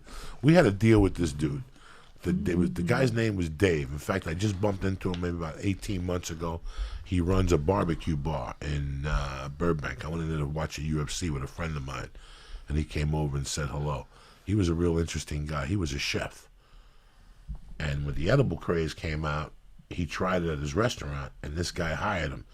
And this guy he was one of the original guys that was making really tasty chocolate. Like whatever he gave you, like the best thing he ever made was nonpareils. Really? Not Holy Jesus Christ. But in those days, Lee, there was no real strength gauge. He was making them off the chart. Sometimes you ate them and you saw the devil. Sometimes you couldn't feel your fingers. Nah, dog. Yes. Sometimes Didn't see me, dog. Sometimes you fucking went out. Sometimes you ate them and nothing happened. I hear when that happens. But I used to go. He used to tell me, if you come Tuesday mornings, I'll hook you up. Would you shove a edible in your mouth? No. I'd fucking go down. Open your mouth, Papa. And he would give Eat me this. one of each of whatever he baked to try and take for free. He'd like, just take it. So me, the fucking savage that I am, I would eat 3 of them, and I would always have a 1/4 acupuncture. And that's the beginning of my acupuncture. And I would go in there, dog, and I would This faint. guy's you're the most time. interesting man in the world, man. Fuck that Tecate man, bro. Can you fucking believe You're the that? fucking guy, bro. Dos Equis. He has had blow early in the morning and then gets acupuncture at No, night. I wasn't getting blow. And then silk scarf. that morning. No. This is right now around this time. Marilyn's been dead 9 years. Wow, no way. Yeah, whenever Rick Ramos' That's right. birthday is. I met the manager in 06. November 3. It was November 3rd or whatever. Wow, time So flies, man. she's been dead for 9 years. I haven't done a line of coke for 9 years. I stopped doing coke like the weekend that Marilyn died, and I was in Jersey. I had my own hotel room in Secaucus, and I couldn't wait to go back there because my buddy was getting 8 balls for $60 right off the fucking boat. And he kept telling me, when you come back, just call me when you get to the hotel. I'll bring it right to the hotel. And I remember getting to the hotel, and I didn't feel right. And I said, tonight I got to go to sleep. I just didn't, you know when you're going to get the flu? And my gigs was Saturday. I had a benefit early and then a show at my high school. So I don't want to fucking fly 6 hours to be sick. Let me just stay in. So that night I didn't do coke. He called me the next morning. He goes, I got that 8 ball for you. I go, all right, tonight. I'll see you in North Bergen. That's when I got the call about Maryland. I went and did the cop show, and then I went to my high school show. He showed up, and I go, I can't do it, man. Not tonight. And then was when they buried her on Tuesday. But that Monday, I had an interview for a movie. In fact, the guy who gave me this movie, I just told you, 3-4 days in North Hollywood, he was that guy. He had another guy call me in that Monday and say to me, we want to offer you this role in a different movie. But he goes, we have to shoot this in 21 days. He goes, we have to finish this by Thanksgiving. We're working 3 weeks straight. We love you. We love the audition. Everything about you. We got one problem. Manager, let me tell you what this motherfucker said to me. He goes, you got a reputation of liking the party. And if you take this movie, you can't be a minute late because everybody's on the set on every time. It's one room. It was like an AA meeting. Yeah. That cut through me. Like I went home, I go, listen, and I'm in. And he goes, don't even give me an answer. I want you to think about it and think if you could even stay clean for the 21 fucking days. And then call me in the morning. And I go, fuck it. I went home, I thought about it, I did a goodbye bump. And I fucking showed up the next The morning. blast to the past. And you know what? I didn't do coke because you had to be on the set from 8 to 8. So 8 o'clock was when I would get the itchies and start going fucking crazy. But I was so tired from being on the set all day, I would just get home, eat, and go to bed. I got a bunch of Valium, and I would just take Valium and just pass the fuck out. And by the time I got to like the 28th day, I said, why do coke now? I've been clean. And that's how I stay fucking clean from that movie. It was all inclusive with the cat dying. The goodbye bump. But these fucking people gave me that movie. So that's fucking amazing. I get the 9 years. So what I was telling you before was I saw Scarface, and I went in to see if that old man was still alive. Because when I was hanging out with him, he was in the process of moving to Woodland Hills. Yeah. The fucking old people community that was in SAG. They got a nice house up there. They exercise. They box. They get to mingle. Fucking movies play up there. They got every movie ever made up there if they want to bring it to their room. But it's like $8,000 a month. So he was telling me he might need money and shit. His pension wasn't going to pay for it. So I never seen him again. So yeah, I went on IMDb and clicked onto the movie I did with him to see if I could see if he's still alive. And I couldn't find him. And the next day, Paul T. Murray, who I haven't spoken to since he was on the podcast over there a year and a half ago, called me out of the blue. And he goes, hey, I got this role. Check it out if you want to do it. And it's a Jack McGee. So I'm playing a cop with the dude from The Fighter, the father, the Irish dude. That dude. Hey, it's not a lot of money. I don't give a fuck. I'm going to shoot right by my house. I get to act for a few fucking days. Who's better than me? Nobody. They got fucking catering service, right? You get breakfast made for you like a doctor. You got to wear somebody else's sneakers. But you're shooting a movie, right? How happy are you now? Hell yeah, man. I get there early in the morning. Felipe, what do you want? Breakfast burrito? You want cheese on it? Nah. I like craft service, man. There's something about it, like when you're a comedian. Like at first, I didn't understand it. I didn't. When I got on the set, it was like putting a fucking thief in a candy store. Like I robbed the set of basketball.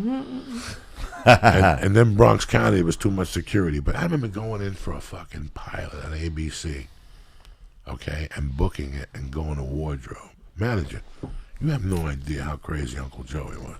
And going to wardrobe at ABC right there on Wilshire Boulevard. And when I get there, the lady says to me, do me a favor, go in that room and change. It was a small room filled with women's dresses with tags on them. You know how many of those dresses I robbed? To go, I just clipped like fucking 200 of those things. When I got there, I had a bag with like a pair of jeans in there. When I left, the bag weighed like 80 fucking pounds. I went on Sunset Boulevard to every secondhand shop. I made like $8,000 fucking dollars and shit. Like, oh yeah, dog, please. On every one of those movies, I didn't really know what was going on. I was like a fucking criminal on those fucking sets. I didn't know what was going on. He was in character. And then people started teaching me, nah, there's food over there. That's why the manager, I did not fucking know what was going on the set.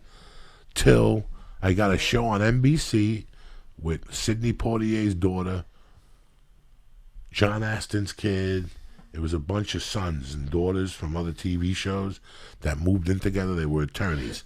And I got a reoccurring role on a TV show. And the first day, I didn't even know what hit your line is. Hit your mark? Yeah. I just stood there and they're like, Joey, would you please hit your mark? And I'm like, what are you talking about? Joey, you got to walk over here and stand right there. And I would just stand, and they were like getting agitated. But the director was so sweet. He's like, can I talk to you for a second? Have you ever done this? I'm like, I'm a stand-up fucking comic. I don't know nothing. I went to the audition. I told the lady I didn't want the fucking audition. When I walked into Lisa Block's office, it's a partner, Block something. I walked in and I go, listen, I'd rather not read for it. I'm not going to get this. It's for a fucking Mexican dude.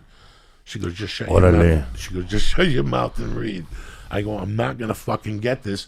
And I got to go to New York to read for Analyze That. You're fucking with my shit. And she goes, read it. I called you here for a reason. And I read it, and the fucking bitch gave me the role. And it was 3. I was pissed. You fucked up my New York trip and shit. Now I got to put that fucking audition on tape like a dumb fuck. But I got it, and I went in there. Guys, I didn't know nothing. I didn't know nothing, too, man. When I came in to shoot the first episode of Superstore, I was nervous, man, because I never shot anything in my life for television. You know, where am I going to stand? Really? Yeah. It was my first sitcom ever. To be God bless you, brother. And so, man, I made friends with a cameraman. I made friends with a stand-in I had, because I had a stand-in, this fat motherfucker. And I'm like, if I had a stand-in, and I'm like, am I really as fat as this fucker? But now he was fatter than me.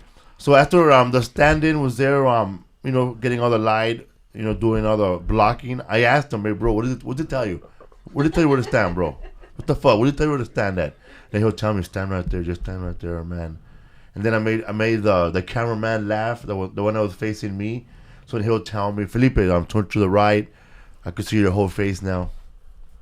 It was fun, man. It's very nice when they don't have that dumb attitude to them. That's how I was blessed. I really was, because I seen people who got tortured on a set, dog. It's fucking embarrassing. And the people who do it should be shot on. You shouldn't treat a fellow fucking worker like that. Yeah. But LA's one of those places that if the guy has like heat from a movie and shit, they'll fuck with you a little bit. I did that show and they were very nice to me on NBC. Then the show got canceled, which was good. Thank God nobody saw me. But then I booked this creepy show called 18 Wheels of Justice on TNT. When you were on 18 Wheels of Justice? Yeah, way before, when it was TNN. Damn. Before Spike. This is when it was TNN. Oh my God. Way before Spike. That was one of my real. I had to read in front of producers, and my hand was shaking. 18 and Wheels shit. of Justice. And I was a pimp.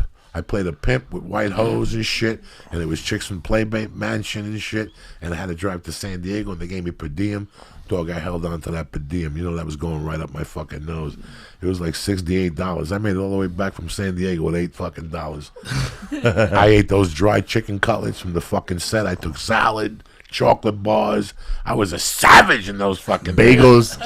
Oh my God! And I went on that set, and the director dog taught me, and I was going to acting class, $200 a month at Vanachubik, and that director just broke me like a fucking, but in a great way. Like he's like, "Why are you doing this? How come you're not smacking her ass?" Well, she's a girl. Well, that's what you're supposed to do if you're a pimp. Smacked her ass. I'm gonna smack her fucking ass. You know what I'm saying? Like he set me loose. Like that was the first guy, and I kept in touch with him for about a year or two. I kept in touch with that guy. He'd come to the comedy store. Who the fuck knows? He's probably a realtor now. Then we did the Deported And then we did the Deported with that fucking dude with the hairpiece. with Nick Torturo That was one of the and most. Paul Rodriguez. That was embarrassing, dog. Paul Rodriguez was late 4 hours. Oh my God, that was embarrassing. They had to go With the wake him up at mustache his and house. shit. Yeah, they jumped the They told that fence and guy, shit. break into his house and wake him up. Get some Paul. Wake up, Paul. Oh my God, that director was fucking It embarrassing. was funny. Remember, He Joe had- Diaz was supposed to have a mustache through the whole movie, and then he kept shaved his falling off. mustache. I shaved. Yeah, because He shaved his mustache and had more scenes. He showed up to the set with no mustache. They made him a mustache. It was a horrible mustache. It kept falling apart. It was like that black tape. Oh my God, dude! Why would you do that to the people? He was a Mexican cop with a Cuban accent. I used to torture Coño, people pull over. those days. What year was that? 2007. 2007, I was clean then. I wasn't. I don't think. 2008. Yeah, I wasn't snorting for that movie. You were blazing. I was blazing like a 3 hands. You got to fucking take that monkey off your back. You know, like Was it that. $100 a day movie? Or? Yes, It was yes. cold too. It was cold. It was was cloudy. muddy. I don't remember how the food was, but I remember Paul being late. I remember I had scenes with you. I was just happy for you. I remember that kid calling me, going, "Doug, you sent me a fucking animal. He's the real deal. He's gonna be huge and shit." He loved you. He said you reminded him of his brother. Yeah, Nick so that was good for me. That I recommended you. You knocked it out of the park, and it doesn't matter whether it's a $100 movie. It was fun, man. Or $695 or $1,000. You know, people get confused. Like this movie I'm doing is $125. I don't give a fuck. No, I know. Man, you know it's funny. Fuck. There was a real legendary actor in that movie with David Parada. You smoke weed with him. He was a guy. He was in Mean Streets. He was like the porn man Al Pacino. Not David that was Proval. Played in Proval. Dog, I played Richie Aprile. Oh shit! Hell yeah, That's bro. right. I He turned him on fucking- to weed. He lost. Oh He shit! forgot his line. Lisa. He got lost. I fucked him up. You guys know who Richie Aprile is on The Sopranos? Yeah, So Richie Aprile. Me and Felipe are doing this fucking movie. He has And to be a French guy. He has to eat. That's the first dude I dosed, Lee. Is Richie Aprile. On the movie set? On the movie set. He went so crazy, he went and got a medical marijuana license for him and his wife the next day. Yeah. And that day it was chocolate bars. He told us some good stories. Oh, no. David Proval was the real deal, dog. He said he trained Eddie Murphy for that movie Trading Places. Bro, David Proval, watch him on The Sopranos. He lit Yeah. that season up.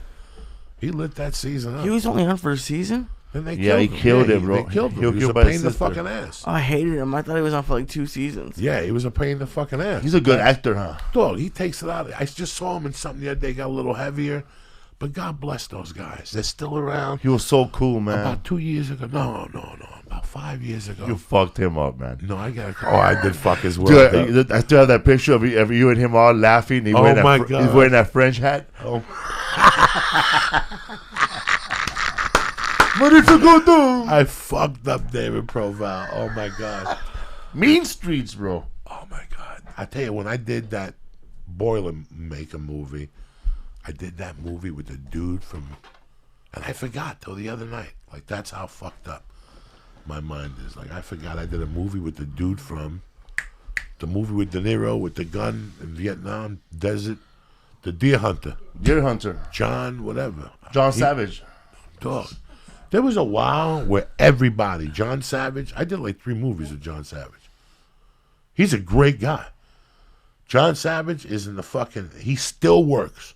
He's 70-something and he's still shooting movies. I IMDb'd him. He's still doing, it's like Dean Cain.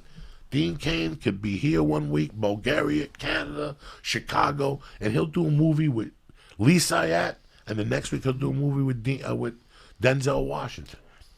You know, that's when you love it. That's when you really find the passion for it. They give you a nice salary. I mean, he ain't hitting it out of the park. I think he was disappeared. Stephen fucking Bauer. I have not seen him on Twitter fucking taking pictures with ukuleles and shit. You know John Savage was good in that movie. That movie, El Salvador. Oh, yeah. John When he played the Savage is a photographer pimp, in Nicaragua. John Savage is a real fucking... Another guy that you go on a set and they talk to you like you're fucking Dean Martin. They don't have to talk to you. John Savage really has no reason to fucking talk to you, you know? One other guy taught me a lot. Oh, Caddyshack. I'm blanking on his name right now. Yeah. Rodney Dangerfield. No, No. the director. But I did, dog, that hit. Harold Ramis. Yes. Harold Ramis fucked me up. That was sensational, auditioning for him. That fucked me up, but not as much as being at the Comedy Store on a Friday and Harry Basil, who I just called the other day. Still call him, dog. Harry Basil came up to me and he goes, I'm going to have you get an audition for Rodney next week. And I thought it was like in those days, you don't know what people were telling you. I didn't tell nobody because I didn't know if he was lying to me. And sure enough, 10 days later, I got a call. You have to go in there and audition for Rodney. But guess who I went in front of? The chick who gave me 18 Wheels of Justice. So I already had a relationship with her. She had already booked me, so she was happy in front of Rodney. I went in there and read for Rodney. Rodney goes, bro, you made me laugh. He goes, the role you read for, I gave it away. But call me in a few days. I got something for you. And a few days later, I got a call from me just to go to the set. What's it called, that movie? I don't even know. Seven Wives, that one? Or? No. It's fucking horrific. It's horrific. But Rodney gave me 8 days. Yeah. In those days, all I was booking was one day. It was so fucking frustrating. One day. Then I busted 2 days on Arliss. And I'm like, oh, I'm getting there. And then I busted 3 days on something. And then they reduced it to a 1-day co-star or some shit. And I'm like, I'm never going to fucking get one. Then I got 1 day and analyzed that. I'm like, what the fuck is wrong with my life? That's all it was 1 day? 1 day for 10 projects in a row. I did 1 fucking day. And I'm like, God damn it, I'm never going to bust out of the 1 fucking day thing. And all of a Can't sudden, even keep my dental. and all of a sudden, no. And all of a sudden, I get a call, and then I go in there, and I go on the set, and then I go put a prisoner outfit on. I go, all right, and I went and put a prisoner outfit on, and I walked around, and then all of a sudden, he put me in. Rodney started going, come here, go in that scene, sit at that table. What year was it? Because like I searched for it, but I can't find it. But what year Back was to it? Midnight. That's the movie. That's the movie. Back to Midnight. And Rodney's like, sit in that circle. And all of a sudden the director's like, he's got lines. What's his name?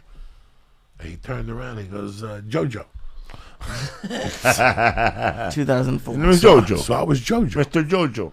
But I was on that set for fucking 8 days. Like, that's my first, and it was like $460 a day. It wasn't scale, but it was the one under scale. It was like $469 a day. Doug, when that check came in the mail, I ran to Whitley. I ain't gonna lie to you. Over Whitley in Hollywood, they got the check cash in place. They take 2 points, they'll cash it 24/7. Fucking, they're my type of people. They're my type of people. I wouldn't even tell them. Like, I would go on the SAG thing when I get a residual. If there was a check there for $1,000, I'd tell them the day before, listen, you better have $1,000 in here because I'm coming in tomorrow. I'm gonna bust the fucking register. And he goes, what are you talking about?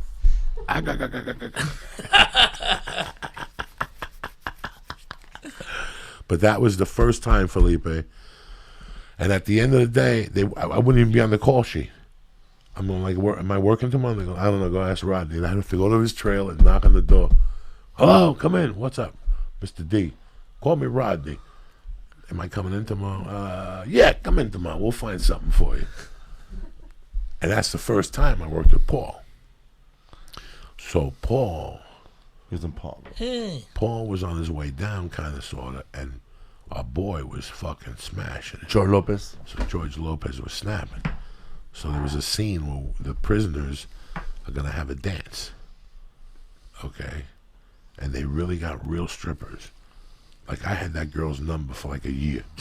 And she gave me a number. She's like, I do parties. I don't take it in the ass. I'm like, oh, it's nice to meet you. You know what I'm saying? Like, like I've been dancing with you. You've been breathing on my neck for the last hour. Here I thought you were an extra. And that's when she started telling me, oh, we're all hookers and strippers here. They wanted this because they wanted a real feel for the fucking party. They didn't want polished up girls.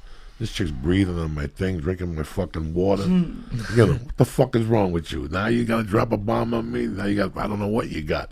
I gotta go home and take 2 showers. But they really did. But there was a scene where Rodney, and at this point, guys, Rodney was old. Like, he didn't know his lines. Like, they had a guy with cue cards. A little bit before his brain surgery, and then Well, for me, in my world, Felipe, I didn't. Everybody was going to Montreal. I wasn't going to Montreal. Hell no. Everybody was at Gersh. I wasn't at Gersh. Everybody got invited to parties. I wasn't getting invited to Dick. I was at the Comedy Store. So when I got With to the work wolves. with Rodney, yeah, I was like, you could all suck my dick. That motherfucker handpicked me from the choir. You know what I'm saying? I'm like, what was the driver for fucking the Lucchese's? He's the one that had the Jaguar, that he kept talking in the Jaguar. That guy always said, I picked him from the choir. He picked me from the choir, Rodney. He picked me from the fucking store, dog. You know what I'm saying? I would go in there, he'd be in a robe, smoking a joint. And I go, Mr. D, am I coming? It's Rodney. What are you? Yeah, come in tomorrow. And I just go in there and do one scene. But this particular scene, when they would go cut, Paul Rodriguez would take the microphone Start bagging on him. and start doing Rodney. Hey, how you doing? A funny thing. And he kept doing Orale. it. It's a Rodney. He kept doing it and doing it and doing it. And only some of the extras and the camera people were laughing. The rest of the people in the room that knew Rodney knew not to laugh. Like, I wasn't laughing because I didn't think it was fucking funny. You did it one time. It's great. Now let it go. Let it go. But every time they'd say cut, he'd go, all right, cut. You heard Rodney. Okay. Hey. And one time Rodney Happen goes, to be cut. here. And he goes, Paul, before you say something, so help me God, say one more fucking word, I'll fire you and replace you with George Lopez. Boom. End of game. End of story. You didn't hear one word from Paul Rodriguez the rest of the fucking shoot. Pollo loco. And that was it. That was it. But that was a great experience. I remember getting the check. It was like $3,600. It was like the most I had seen in fucking 10 years. Like, Check I'm cashing like, was happy. oh, check cashing was happy and shit, dog. What, are you crazy? Those are the days with Rodrigo Torres. We're doing an acting class along with a fucking family of cats. Stop touching the microphone. See, Lee, fix his microphone. Pilot the bombardier. How you feeling, Lee? You ready for the last mushroom tip of death? They took it to the, that's funny, $3,300. They took it to the back to give you a stack of money.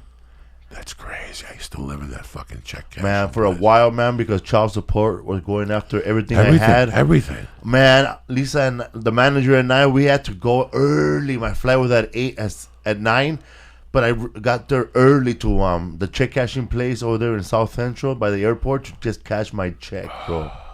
And then they charged me, bro. I had like a $900 check from the Laugh Factory for a whole month of gigs there.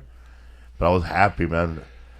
Thank God for Nick Cashing Place. Dog, when they cash your check, you don't give a fuck. You don't about give a fuck. percentages. I don't give a fuck about percentages, all right? As long as you're cashing a check, dog. I used to do some creepy shit, so I knew I couldn't get away with dick. I wouldn't even try to fuck with those check cashing people because it was my home. They were open 24 hours, Whitley. That means if you went to the Comedy Store and there was a check for $32.50, I'm getting the 20. I'm getting the 20. You know what I'm saying? I just got to go to Whitley. I'll be right back. Hold on to that 20 for Uncle Joey. And it was $32.50, so they give you like 29. Who gives a fuck? I got 9 for breakfast. I'll figure it out tomorrow. You know what I'm saying? ready to go. Ready to fucking go. It's amazing. That check cashing. I got into that check cashing place in 1997, and I stayed going there till 2008, probably. Would you do it for all your checks or only when you really needed Everything. I had everybody looking for me at one point. They were all looking for me. I was The paying my Eagles. gas bill there. Oh my God, it was terrible, Lee. Terrible. I never got the credit card, the ATM card from there. No. That's a waste of your time. Yes. But I would, oh my God. You know, when my wife filed a judgment on me, probably like in 97, thank God it never got to comedy clubs. Like the only time a comedy club ever got a call was in the beginning. Manager, I would go to a comedy club and they go, this dude called for you. And I'd pick up the phone and it'd be American Express. Like, how did you know I was here? Well, we snuck around and we know you're a beginning comic and shit. They started calling me at fucking lounges Damn. Like open mics at the Broker. You know how embarrassing that fucking is? Then they called Comedy Works one night on a Tuesday night. My heart almost fucking stopped. My heart almost stopped. They came up to me and they go, the guy's been on hold for 15 minutes. That's fucking embarrassing, man. In 1999, I went with Ruben Quintana and Luke Torres to do a show at MIT with a college gig the day after Thanksgiving on a Friday. It was a good night. Man, we didn't know that Ruben Quintana owed a lot of child support to his wife. Child support got his check at MIT that night, and we didn't get paid. Dang. I was supposed to get paid $600. Ruben Quintana was the kid that met the chick with the 8 kids. Yes. And then he moved away. He Yeah, don't do comedy Visalia. no more. And then Just Christian comedy. Right, I called him one time and said a bunch of shit on his answering machine. He called me back, dog, this is a Christian house. What are you talking about? I just saw you eating some Masajo. I just seen you fucking eating some dirty chick at a bar in Albuquerque. Rudy used to have a bar called Fleas. No, Bugsy's. Bugsy's.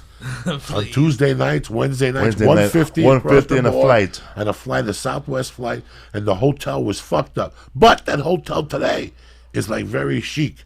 With a golf course, huh? Yeah, they got showers with blue fucking heads on it, no shower curtain, all fancy and shit. You went with Gabriel Iglesias on his first gig, I huh? went with When he Gabriel. got laid. When he got laid that night, and then one of Man. the classic nights was I went with what's his name, the old man, the writer, Larry Omaha. Larry Omaha, and I saw Larry Omaha fucking hit. If there was 18 women in the room, Larry Steamy. Omaha hit on all 18 of them, and the Steamy. guy that was thinking of being a transgender. You know what I'm saying? Wow. I saw him ask everybody to dance, and I remember sitting there like doing a couple lines of coke. Would you like to Sets- dance? Because With listen, Big Alex. that place, as soon as you walked in, they put a package in your hand. Yes, weed, whatever you wanted. Weed, coke, whatever the fuck Hookers. you wanted. And the hotel was disgusting. Disgusting, bro. Disgusting. You ever seen those dogs that have hair that's been bit off? That's how the carpet looked. Disgusting. I went back Mangy there. and shit. The maid stole my house. Maybe I went back there to do a gig at that Laughs Laughs in Albuquerque. Cafe. Oh Is my god. Is that in Albuquerque? With Hood. No, Hood wasn't there. This is an independent night. Some kid hired me to go down there Tuesday and Wednesday after the longest yard. We got like 92 people in 2 nights. We died. David Serrano. He had to give me like a light envelope. I didn't give a fuck. I was just happy to go. It was light. But the hotel he put me in was that same hotel. And it was Redone? fucking beautiful now. Yeah, it was fucking beautiful. It's amazing what a couple of years does. The crack hotels have disappeared. That's it. That's all you got to tell me, Felipe. And bring you all the way up this fucking hill off Seattle. How was Seattle? Oh, amazing, man. What's the name of the club? Parlor Live. We were there last week. Rodrigo and I and Toby Hicks. Yeah. It's funny, man. We were walking around the city, and Rodrigo's rolling up a joint in front of Starbucks. You know, trying to keep incognito, rolling it up. And then there's this crazy white dude standing next to us, giggling. You know, we don't know who the fuck he is, but I thought he was a narc because they were looking at Rodrigo roll up the joint, and then he looks at me. He goes, "Oh man, don't worry about me, man. I just have a machete in my bag right now." And I look, he had a fucking machete. He goes, "I'm just waiting for somebody, man. They're gonna buy this machete. I had it on Craigslist And for a this while." is Seattle? Yeah, Bellevue. and I'm thinking, man, he probably. I was thinking to myself when I looked at him, I said, "Man, are you gonna chop everybody up right now, man? Because you do it after I leave." He was just standing behind us, all creepy with a machete, We're man. going to talk about creepy, dog. I went to downtown LA tonight. Oh my god. Holy shit. It's like the What land street? of the lost. I had to go to Eddie Bravo's jiu-jitsu tournament. By the way, it was fucking beautiful at the Orpheum. Nice. Gary Tonin already fucking had a heel hook. I watched 3 or 4 matches, and I had to come back to do the podcast. But before you walk into the Orpheum, no matter where you park, whether you park next to the Orpheum or you park down the corner from the Orpheum, you don't lose. There's a burrito shack or something down the corner. I got 2 carnita tacos. Like, you ever get 2 tacos, walk to the car, and it's like a mile away? Yeah, And you're like, I should have got 22 tacos. all the By time. the time you get to the car, you're like, those motherfuckers were good. That pork was money, Jack. But I'm like, fuck, I'm already across the lot. That means I got to walk back. My hands are greasy. So this time I made a mental note. I'm going to park next to that taco place. But I got there, and I parked next to the Orpheum, and on the way, Lee Pizza. And I remember last time somebody got a slice and said that pizza was off the chain. It's been there for 2,000 years. And they put like exotics up on pizza. It's like super sat on fucking Galvanado cheese and shit. Where's this at? Right on 8th and Broadway, right next to the fucking Orpheum Theater. And as I was walking and I smelled it, I go, what do I got to take a chance? Dog, at the window, 2 black dudes came up to me, one on each side. Dog, I used to be a dancer in Harlem. The other guy told me he was in the Navy and shot some fucking governor. And I'm like, all right, so what do you want from me? Can you hand us something, $1, something?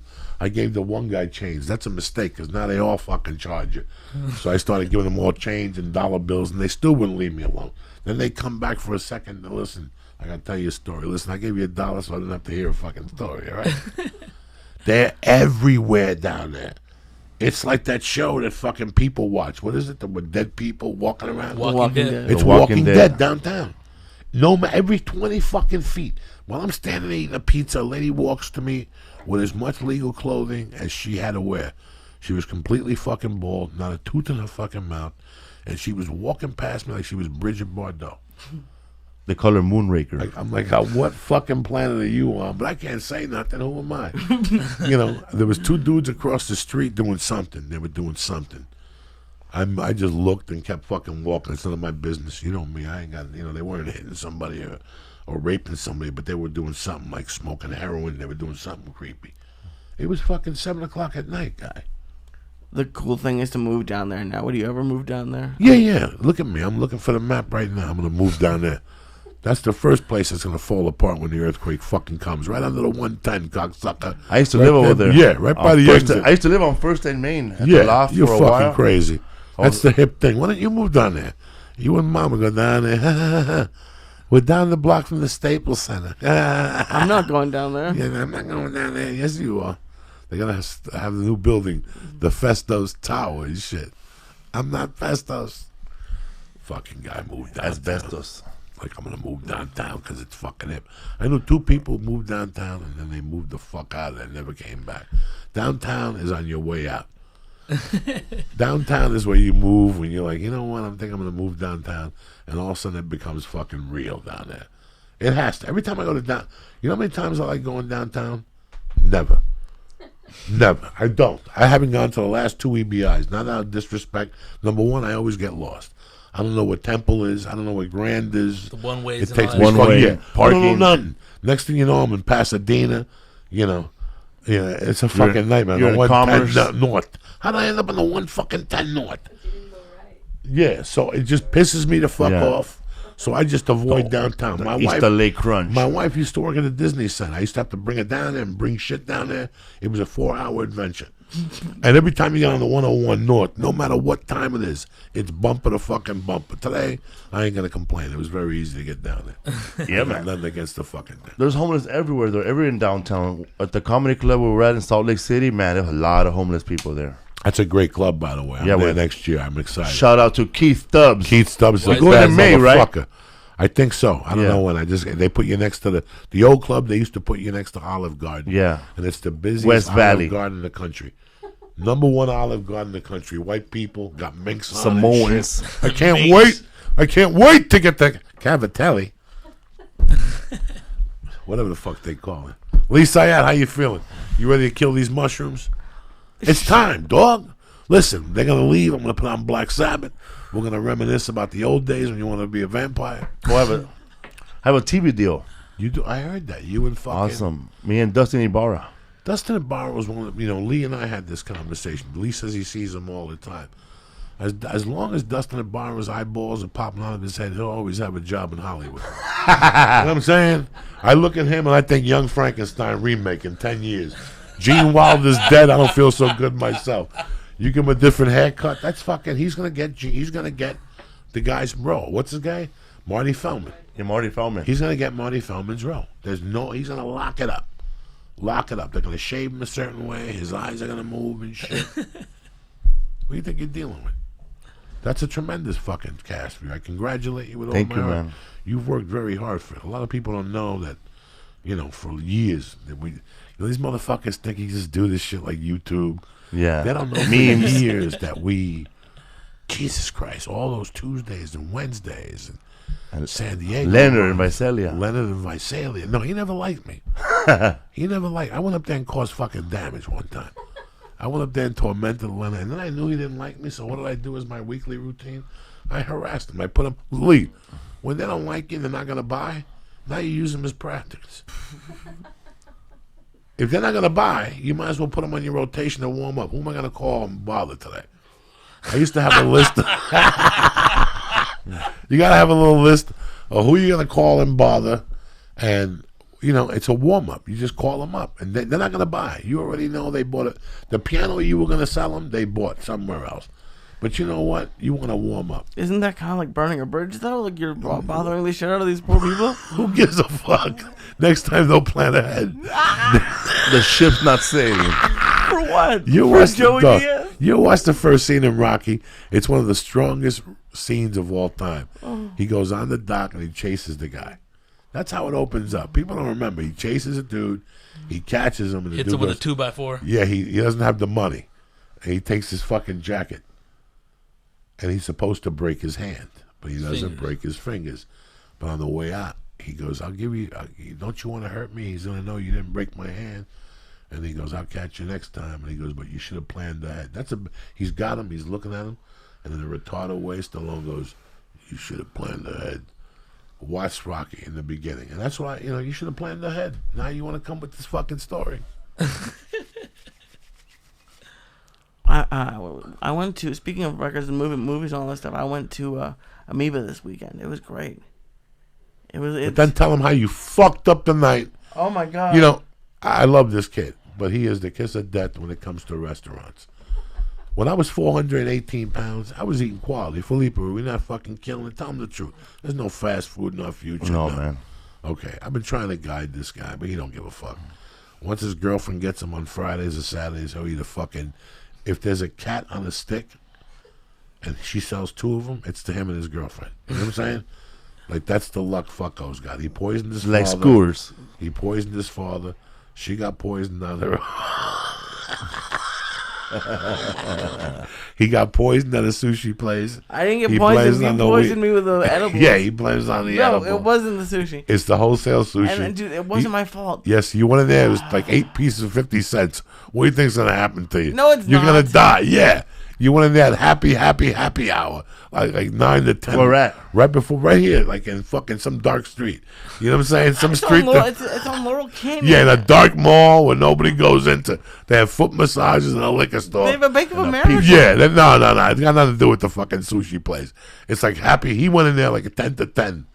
Either Lee eats it or they're gonna give it to the cat or the mouse behind the thing. Lee went in there. Oh and my God. He's trying to blame it on the same edibles that I ate. No, yeah, because you've been doing them for longer than No, I had at don't that blame point. me. You're trying to say they were bad edibles. They No. were. They're I not went bad far. edibles. They were just super strong. Then he tells me, I go, what are you doing tonight, Lee? He goes, I'm going to go down to Amoeba.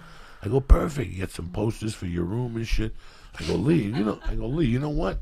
And you're in a perfect... Oh, yeah, he's got posters. You know, Lee. He's got The Godfather on his wall. He's on doing cooking Blue Apron the other day, which I love him. But he's got pictures of fucking, like the movies he grew up with. I was 23 when I moved out here. Yeah, he's got fucking... What is that shit? He's got orange is the new purple. No, I don't. Oh my God! But anyways, Luke Cage. Anyways, So I went. said to him, fuck off. Walk. The worst case scenario, if you bail out, I mean, I know he's a little fucked up and he eats stars and he eats edibles. I go to Jack in the Box. But 40 yards from there, you got Stout. One of the best burgers you could eat in Hollywood. It's a little pricey, but you're out with your girlfriend. Lift a rock. And if she doesn't want a hamburger, walk 30 yards and you go to the old Houston's. And they have some sort of barbecue that fuck all man. like. He likes anything.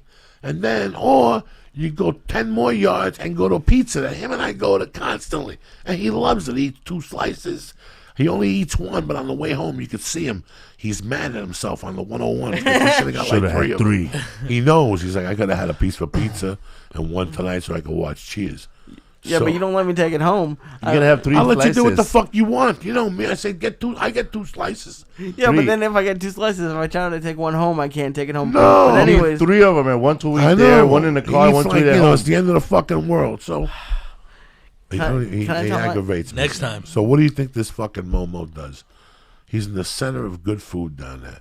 He's going to the arc light, he tells me. Go ahead.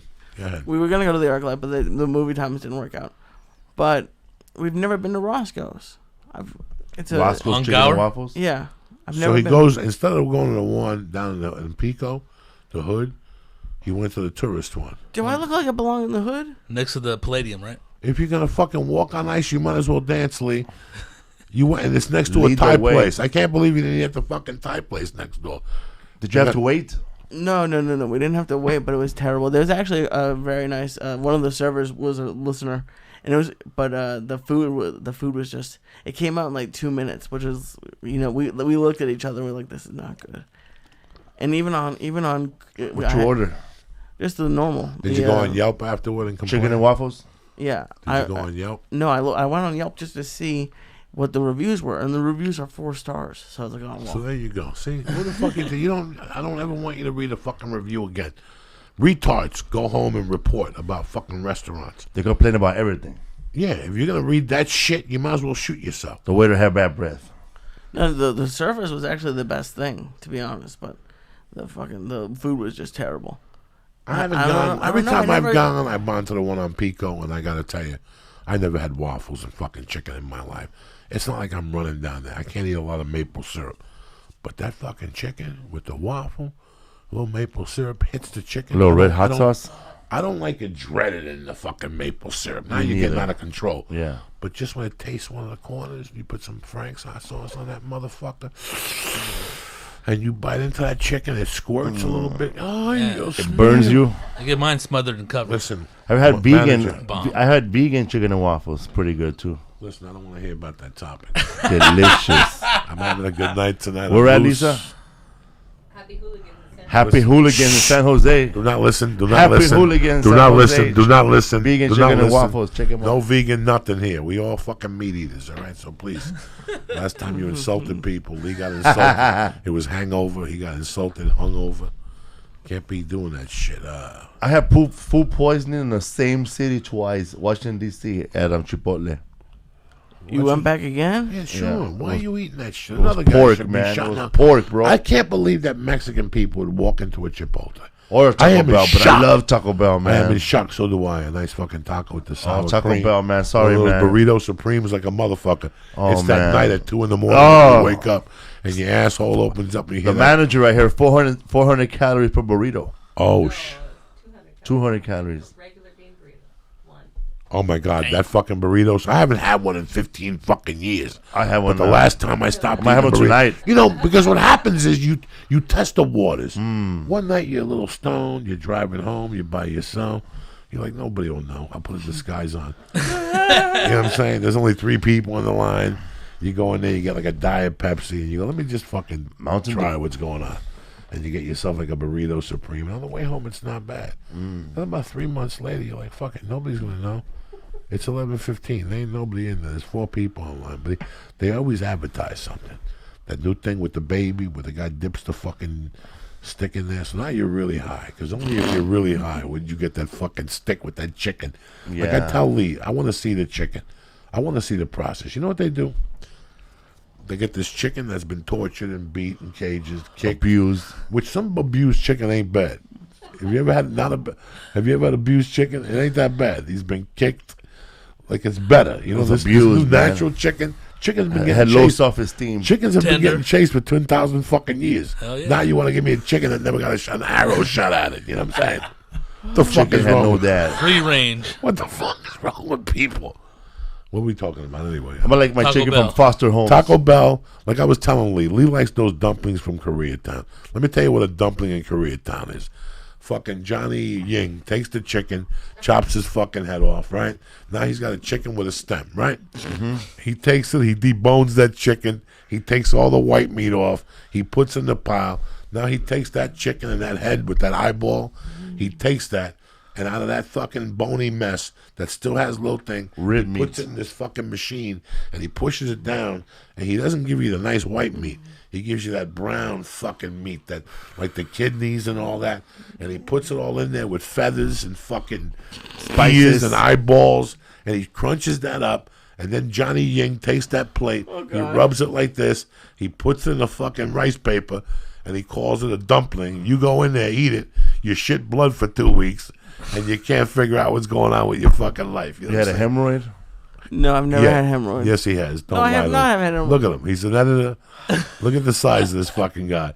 I had a hemorrhoid. I had like 10 of them. Wiki. Over fucking 280, you're going to get hemorrhoids. Yeah. Because your ass isn't prepared for that shit. maybe There's an old Cuban saying, como come mulo, caga el culo. All right? Come puro, You know, look at him. What do you think he don't have asshole problems? What do you think he just goes to the bathroom and shits out the kelp? What do you think? Look at him. He goes to the bathroom. He cries himself in there. Legs are falling out. He lives He for don't know. gluten. Dog, he was eating. gluten. There's a place around the corner from the YMCA. It's known for lizard meat. They got shut. No way. They got shut down. What do you think he buys tacos? There's At the lizard nothing- meat. Iguanas. You know, Lee just has bad luck with food. Yeah. That's why we got him a fucking Tender little Huffy. stomach. We got him. What did we get you, Lee? The lap band. A fucking thing. No, we didn't get him a lap band. He lost 100 pounds on his own. We got him a bidet. Yeah, I'm doing great in the bathroom. I don't know what you're talking about. It's Listen, Lee. Cleaned up all nice. Smooth. It just don't come out. You don't It eat comes anything out. that. When was the last time you had a salad? the salad you yelled at me about, the Caesar salad. Yeah, because you eat salads at the wrong places. He goes to a neighborhood bar and gets a Caesar salad. And he's You like, can't mess up a Caesar salad. yeah, bro, a neighborhood Soup bar. plantation where I go. They put fucking ranch instead of Caesar. You don't know. They don't know. Don't tell me, though. I know what the ranch tastes like. When was the last time you had a salad? Tell me the truth. I just told you. A year ago?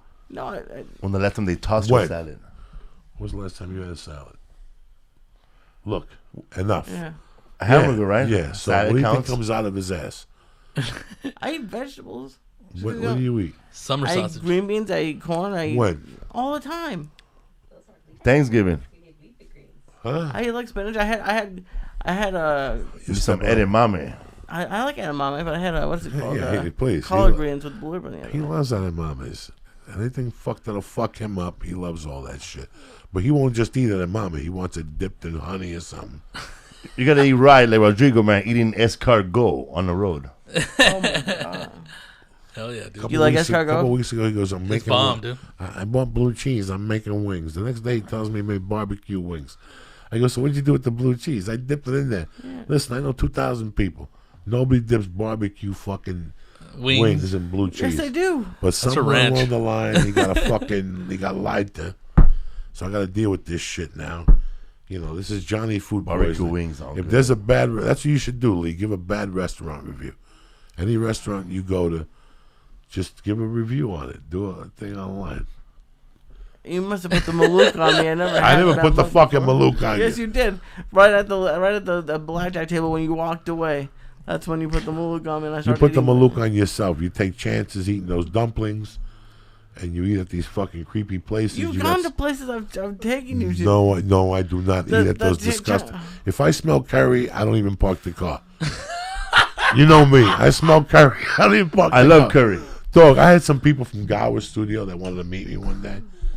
And they had decided on something, and all of a sudden at the last minute, they go, we're at the Thai place on Gower next to Roscoe's Chicken. And I had to tell them, I go, listen, I can't even walk in there. Because curry, after 10 minutes, I got to go. I start, medako. I start gagging. Medasco. You don't like it? No, I don't like it around me. I don't like what it smells like. None of that shit. So I get sick. All that fucking food. You feel like throwing up, huh? A couple of years ago, dog, in '84, I was painting bathtubs. Imagine this fool with the spray gun. Oh, dog. I was on El ingeniero. In '84, I was dating this girl. Técnico. And she couldn't dump me because I borrowed money from her father, and I had to pay him back by spraying tubs. She wanted to break up with me and fuck her old boyfriend, but fuck no, she was tighter than fuck. She knew if I Fucking broke tubby. up with her, she had to cover the 400. So she had to keep fucking doing what I'm doing. You understand me? You know me, dog. I'm a psychological. I'm like fucking the people who eat stoots. You're the man with a plan. Hannibal Lecter, that's right. And I used to get up on, I used to do it with him Tuesdays, Thursdays, and Saturday mornings. And guys, he used to pay me a lot of loot. He got out of prison. He got out of prison and went to a convention that in those days, if you were on probation, you were required to go. And he got a small business loan to buy into this thing called Permasaran. And what it was your own neighborhood. So you got your own turf. So let's say you got the valley. He got the valley before nobody knew. So instead of buying a new tub, he would come over for $400 and resurface your fucking tub. He had to wear a gas mask, and all I had to do was open beers for him and give him beers. That's all I did, dog. We had to stop at the liquor store. I'd get a cooler, put 12 pack of Budweiser cans filled with ice. And then we go to the gigs. I tape the job off. I clean the tub. I put that acid on it. I put the mask on, and then I'd scrub the acid off, and then I dry the fucking tub down. We drink a beer or two. I'd go outside and smoke a joint, and then I'd come back, and it'd be all taped off, and he would go do what you do, and he would spray the fucking tub, and then we would wait an hour, put all the shit back in the car, and then we would take the paper off. Voila, the tub was done.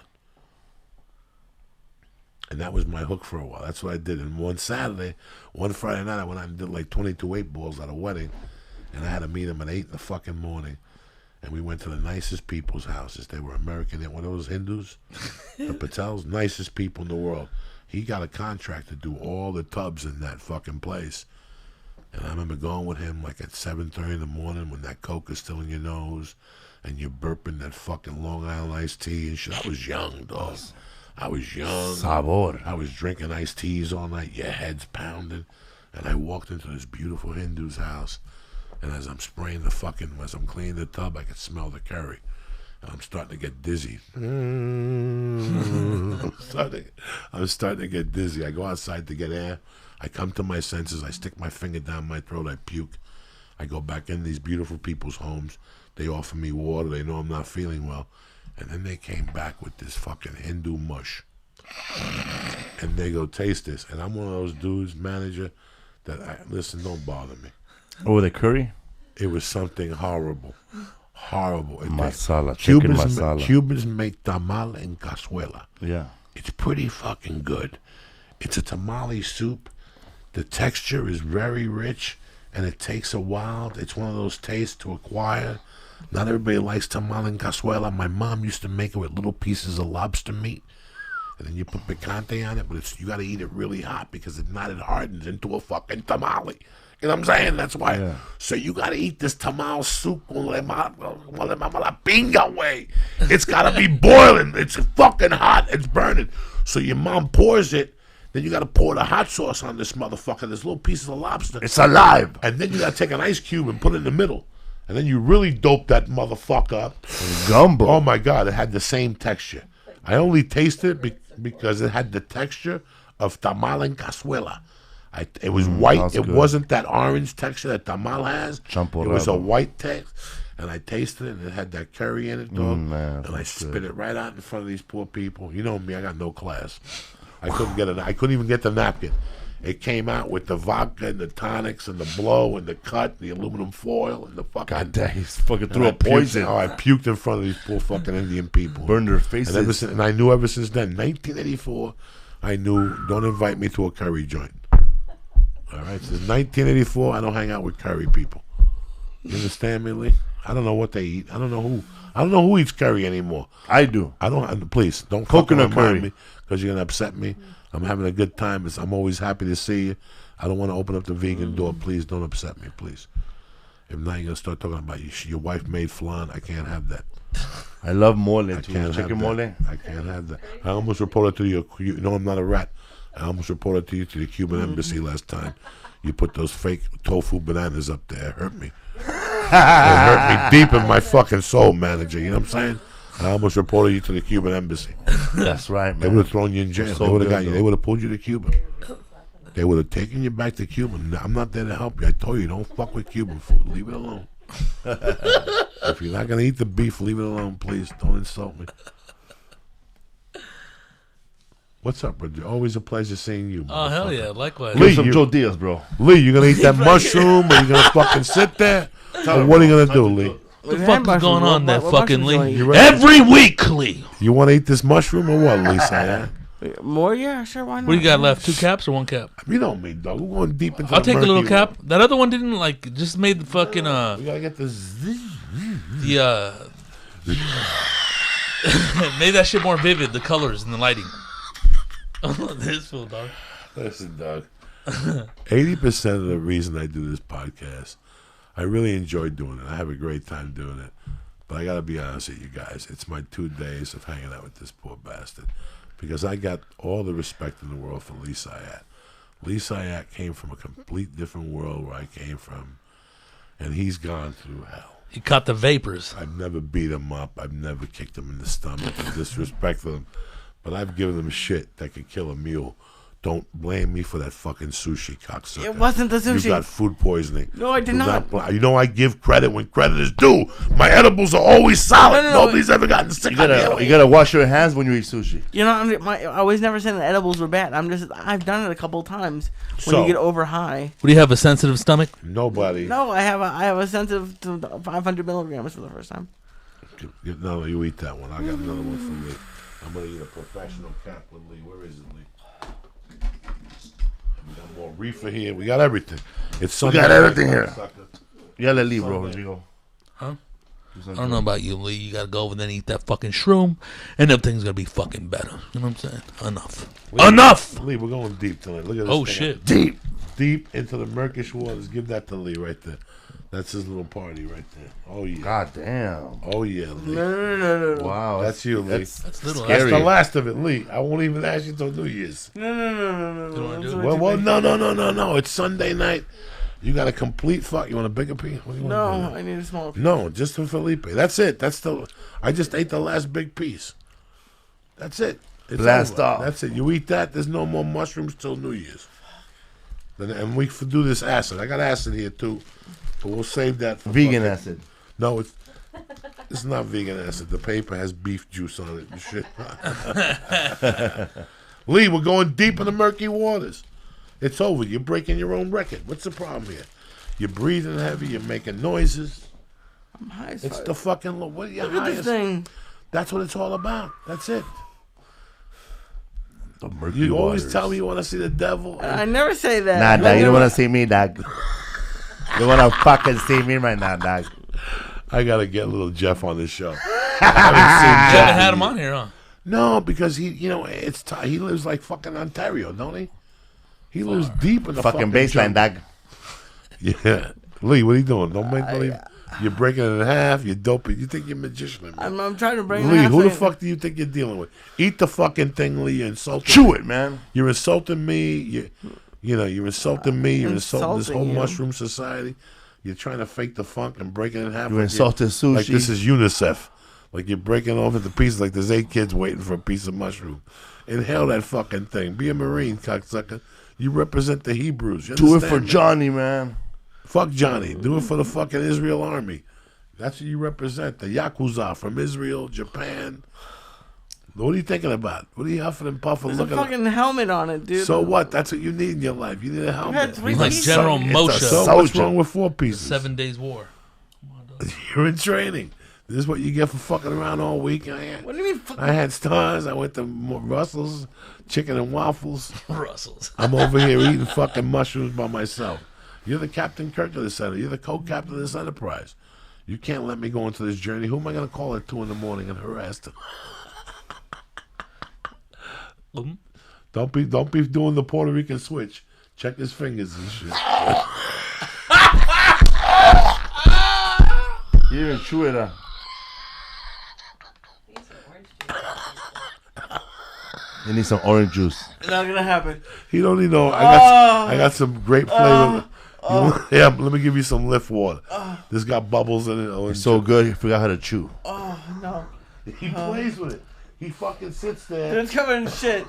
I don't know what you're talking about. They're not in shit. Yes, they are. My buddy cleaned them. No, they didn't. Festos, relax. Here, give him an apple drink. It'll go down nice with the apple drink. He goes sit I'm there. not going to Taco Daddy. No, Oh my gosh. please, you gotta That finish apple? it. That's bad luck and shit. No, it's not. Yes, it is. They'll put a curse on you from the fucking Indians.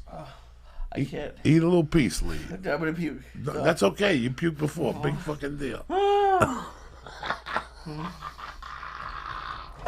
You can It's do Sunday it. night, cocksuckers. It's good to see you, Felipe. Always a Good to pleasure. see you, man.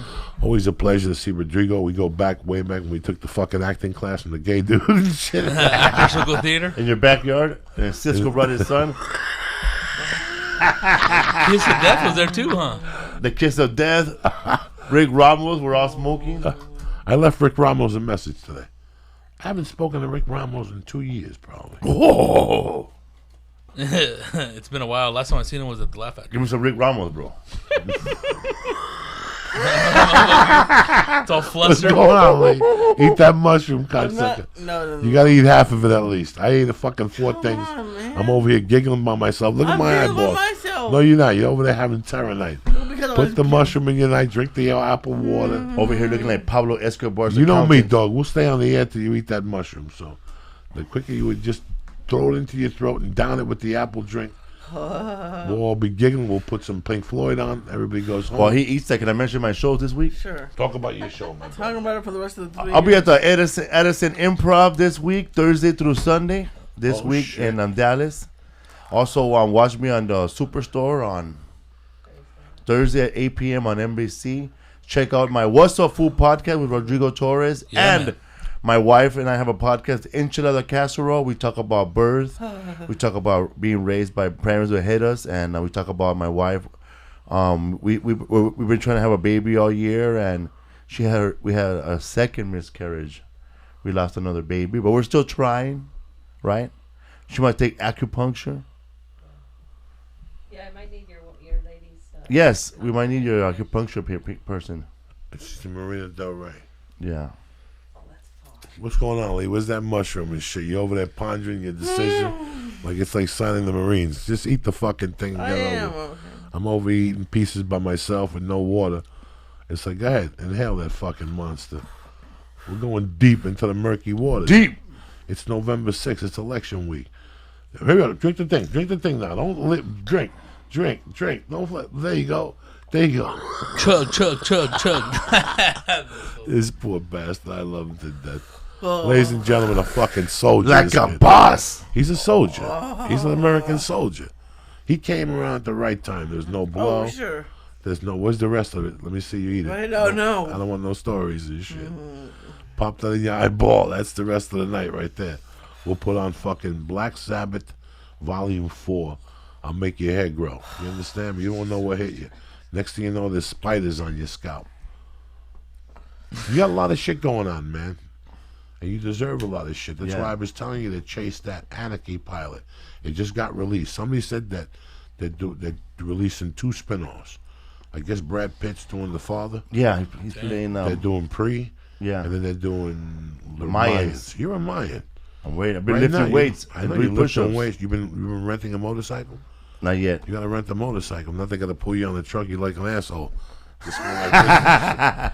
You gotta get into it. You know what I'm saying? Rent the guy. Tell you to take it to a park where there's no cars and just make believe like it's you and learn how to do and like that. You know, when they got the part in the room and they go, when you read and knock them dead, they'll go, can you ride a motorcycle? And you go, what are you fucking kidding me? Hell yeah, I could. I'm Evil Knievel's cousin. And shit. And that's it. But you're prepared because they're gonna ask you, and then if they really like you, they'll hire you.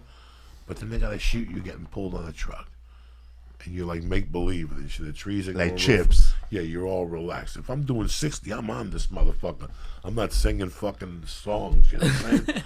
But that's what it looks like. So it kind of looks shitty. So I told you, Felipe, get prepared. Get prepared to fall off the bike. Be a little stunt man too. We'll get you a couple of yards extra. We'll put some knee padding on you. You're Mexicans. You guys don't get workman's comp. It's over. I'm ready to You fall. don't need it. You don't give a fuck. You'll take a fall. You'll be there the next morning. Bam! Like Rodrigo, I tell that story on stage. What the That you fell off the roof. And the you- ladder? Oh my God, Rodrigo, that was one of the funniest conversations I've ever had on a phone call in my life. I've been part of some funny conversations on the fall because you called me like nothing happened, and then you broke it down for me. You fell off the ladder, and I'm like, "Is this a dream?" Like, Nothing really happened till I went to this fool's house. Just put a big ass bubble in the back of his. I his- took a his bomb back. But it What was he like he had like 6 months of bad luck. Like he lost an ear, A battery fell in his finger. a battery fell on your finger, and then you fell off the fucking roof. And when you're telling me the story, that like I was said a a prayer for dislocated you when you shoulder. got off the phone, but I'm like, what's going on with fucking Rodrigo? Like, who falls off a roof and is walking around? Yeah, man. And then that shit didn't blow up till I went to this fool's house and I took a bong rip and I coughed. I guess the blood vessels, because, you know, it was like I got kicked in the back by a fucking horse. But then I took that hit and that shit fucking just started expanding like a lot. Yeah, it was just all the blood just fucking rushing, dude. And then I had to get that shit leaked out, and that was it. It was just a contusion. You know, man, at the end of the day, we know each other a long time, guys. Long fucking comedy, fucking. Yeah, man. Fuck, it went by fast. I wish it would have been different. You know what I'm saying? Fuck. May I plug my shows for Flappers? Is that cool? Fuck no. What do you think this is? A plug factory and shit? Where's your show, Flappers, little brother? It's November 21st. We're going to start it out on a Monday at the Yoo-Hoo Room in Burbank, Okay. 8 p.m. And then 29th in December, that's my show at Flappers in Every Claremont. month? Yeah, I'm going to try to do a monthly show there. So we're You going know, to start man, out the small. Yoo-Hoo Room is a nice Small. room to set the fucking... The Yoo-Hoo Room is a very nice room. I'm doing Valentine's Day there at 9 o'clock. Awesome. February, hell yeah. Anti-show. She called me up, Barbara, and I said, yeah. And, you know, who gives a fuck? It's when I did those No Expectations tour, that little Yoo-Hoo Room is gold. You know, all you need is 30 people to get the party started. Oh, hell yeah. I'm not big, well, you know, I don't want to fucking sell 200 tickets on a Tuesday night. That's too much stress. 30 tickets, we all go back there, everybody eats a fucking appetizer. Bada bing, bada boom, you go home. You got nice underground parking. You're next to Barney's Beanery. You give mama a cocktail and take her home and give her a stabbing. And nobody gets their fucking feelings hurt. You follow? Yeah, man. It's a nice, easy place. All these little clubs around us. We don't have the leisure that we used to have. We don't have those. Dog, I cut my teeth on those fucking rooms. Hell yeah, man. From the Brave Bull to Wild Coyotes. to your Wild Coyote to the Tuesday and Wednesday. The Hop. The first time I went to the Hop, somebody gave me blow. I thought I was a fucking movie star. Like, I drove straight home. I didn't stop to get nothing to eat, nothing. The first time I went to the Hop, because I met these guys on the Wednesday night show. At the Wild Coyotes. Something. It was something, and then you said, what are you doing tomorrow night? Meet us at this place. Place was fucking packed. I went up there and talked about blow, and they went fucking crazy. And as I was walking out, there was like a tent in the back. And one of the guys pulled me and put something in my hand. It was a big old rock. I got in that car with 40 in my pocket, a rock of coke, and a pack of smokes. What? You ain't stopping. What? I'm driving in the right-hand lane. I'm doing the speed limit. You know what I'm saying? I'm in no rush. I don't have to do nothing outside the ordinary. I just got to get the fuck home. And man, but those rooms, that place, Casa Latina. I remember when those rooms dried up right as I stopped doing coke. And those rooms are what fed my addiction without nobody really knowing. Because any check I would get, I would give to my wife. But those $60, $70, remember, when you go out 3 times a week, even if you're fighting for your life, when you go out 3 times a week and you come home with $70 a night, that's $210, bro. That's $840 on the street. That's if you don't do an extra on the show, or Paul Rodriguez don't call you to open for him for a small nickel. You know what I'm saying? That means in LA, I was hustling, making fucking $800 a month.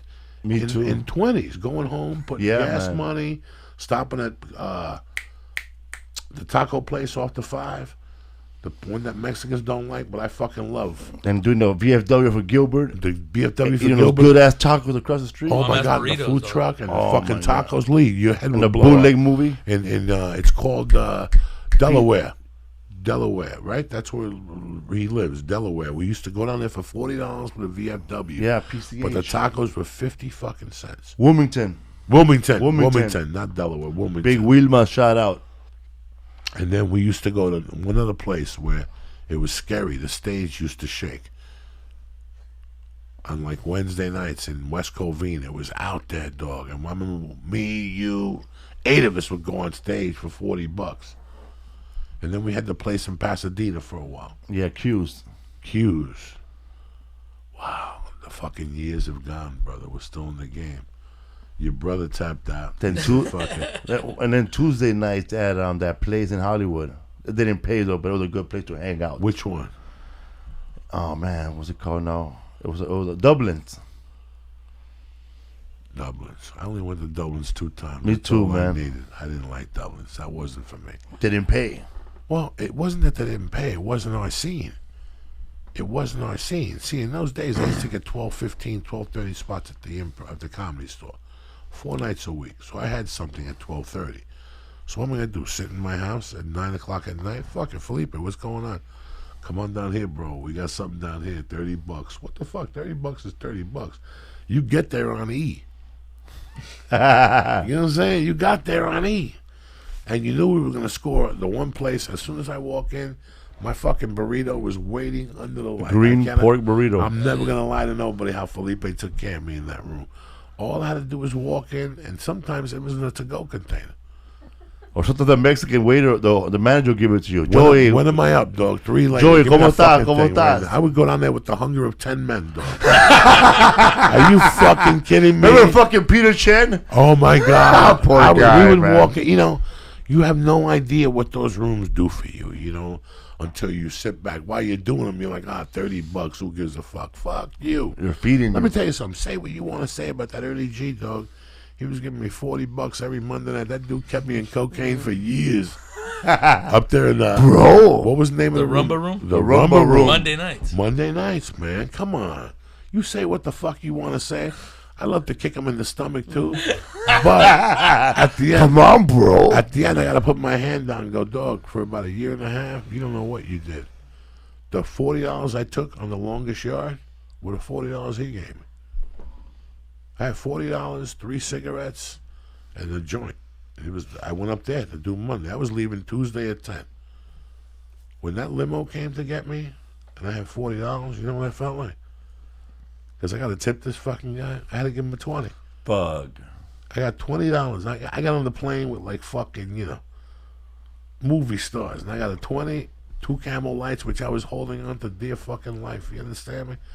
I wouldn't smoke those things unless there was an earthquake. I was like one of those Katrina motherfuckers. I had that thing in a baggie and everything. And I had one joint. And I was like, I'm going to hold on to this fucking thing. And you know us, dog. I get to Albuquerque. Right away, I go to my hotel. On the way out, there's check-in girls. There's a bunch of girls. And like, if you're in the movie, you have to check in here. And I walk over to the girl and I check in. And she gives me an envelope. And I go, what's in the envelope? I went like this. She goes, no, take it up to your room and read it when you're upstairs. And then bring the contracts back downstairs. I go upstairs to my hotel room. I put my luggage away. I set up the sleep apnea machine. I thought it was a movie contract in that motherfucker. I empty the fucking thing out. And there's like a contract. Then there's a contract for a rental car. I had a license, but I didn't have a license. You ever been in that situation? Yeah. Like I had a Colorado license. I was living in California for 8 years. I lost my Colorado license on a plane, like, after 9/11, all the fucking shit. So I lost my fucking license. So I didn't have a license. So, how am I going to get this fucking car? They didn't even ask me. They didn't even fucking ask me. Then there was another envelope, and I looked in that envelope, and there was $800 bills. Per diem? Per diem.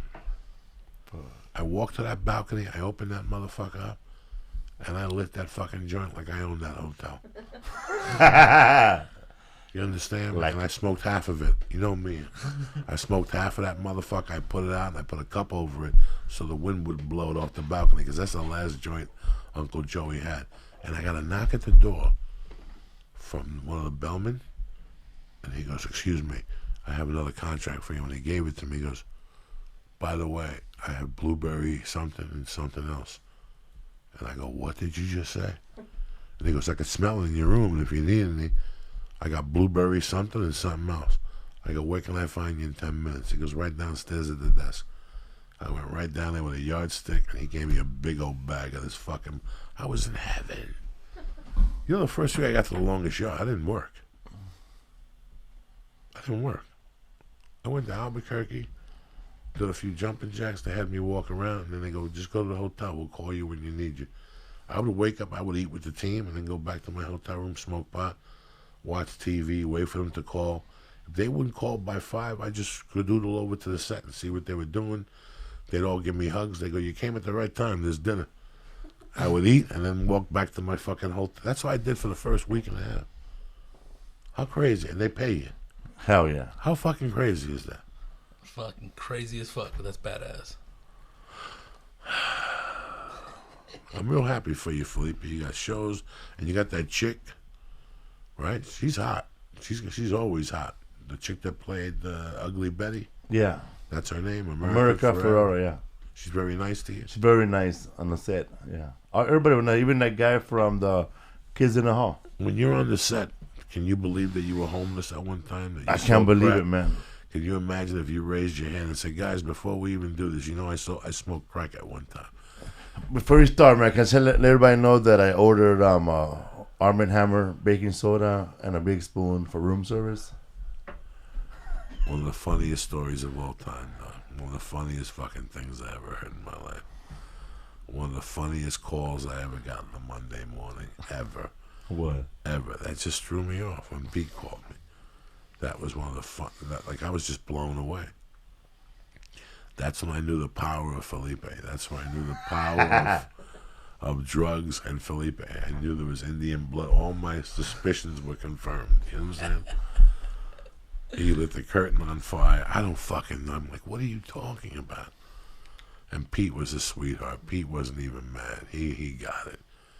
And then you went in there and fucking killed the room on a Monday night open mic on a 3-day binge. You couldn't even see. They're still talking about that fucking set. So it's all around. I don't even know what I said, man. You lit the room on fire two times. I put my name on the list, and then I went up, I did 20, got off, then I put my name again.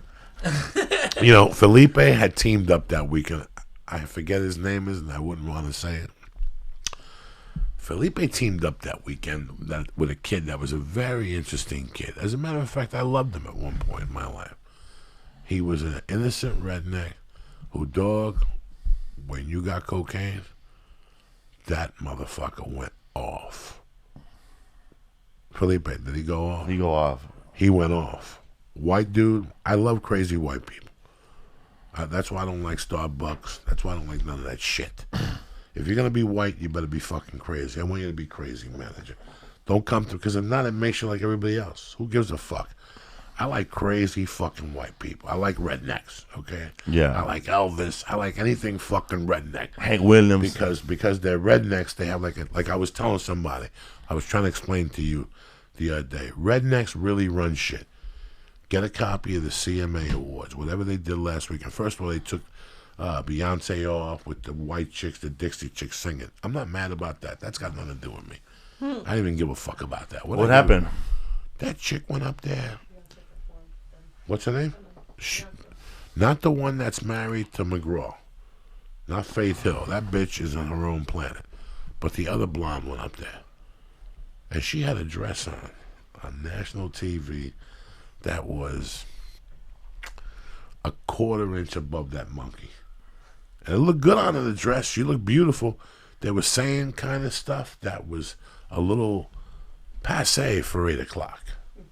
Like, if you drink that, you're going to pee. If you smoke that, you're going to get the munchies. Like, it was a little like somebody else wouldn't get away with it. I enjoy country music. I don't give a fuck. You know me. My wife taped it for one of the performances. And I go, why you tape it for? Let me watch it.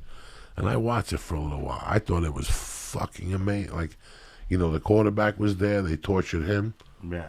And it was a great scene. Yes, it was rehearsed, but it was still fucking great. You know what I'm saying? Like, at least they talk to a quarterback, country music. They don't. So I like crazy white people. That's what my fucking point is, Joey. What's the fucking point? Why are you talking about TV shows, cocksucker? Because I love crazy white. You gotta be white, you'd be crazy. This guy would get crazy. Crazy. There's two crazy white people in Texas. There's that. He never take his boots off either. No, that's just. What's her name? Ashley Monroe, Who is that? country singer. Country singer. No. It's the other hot one.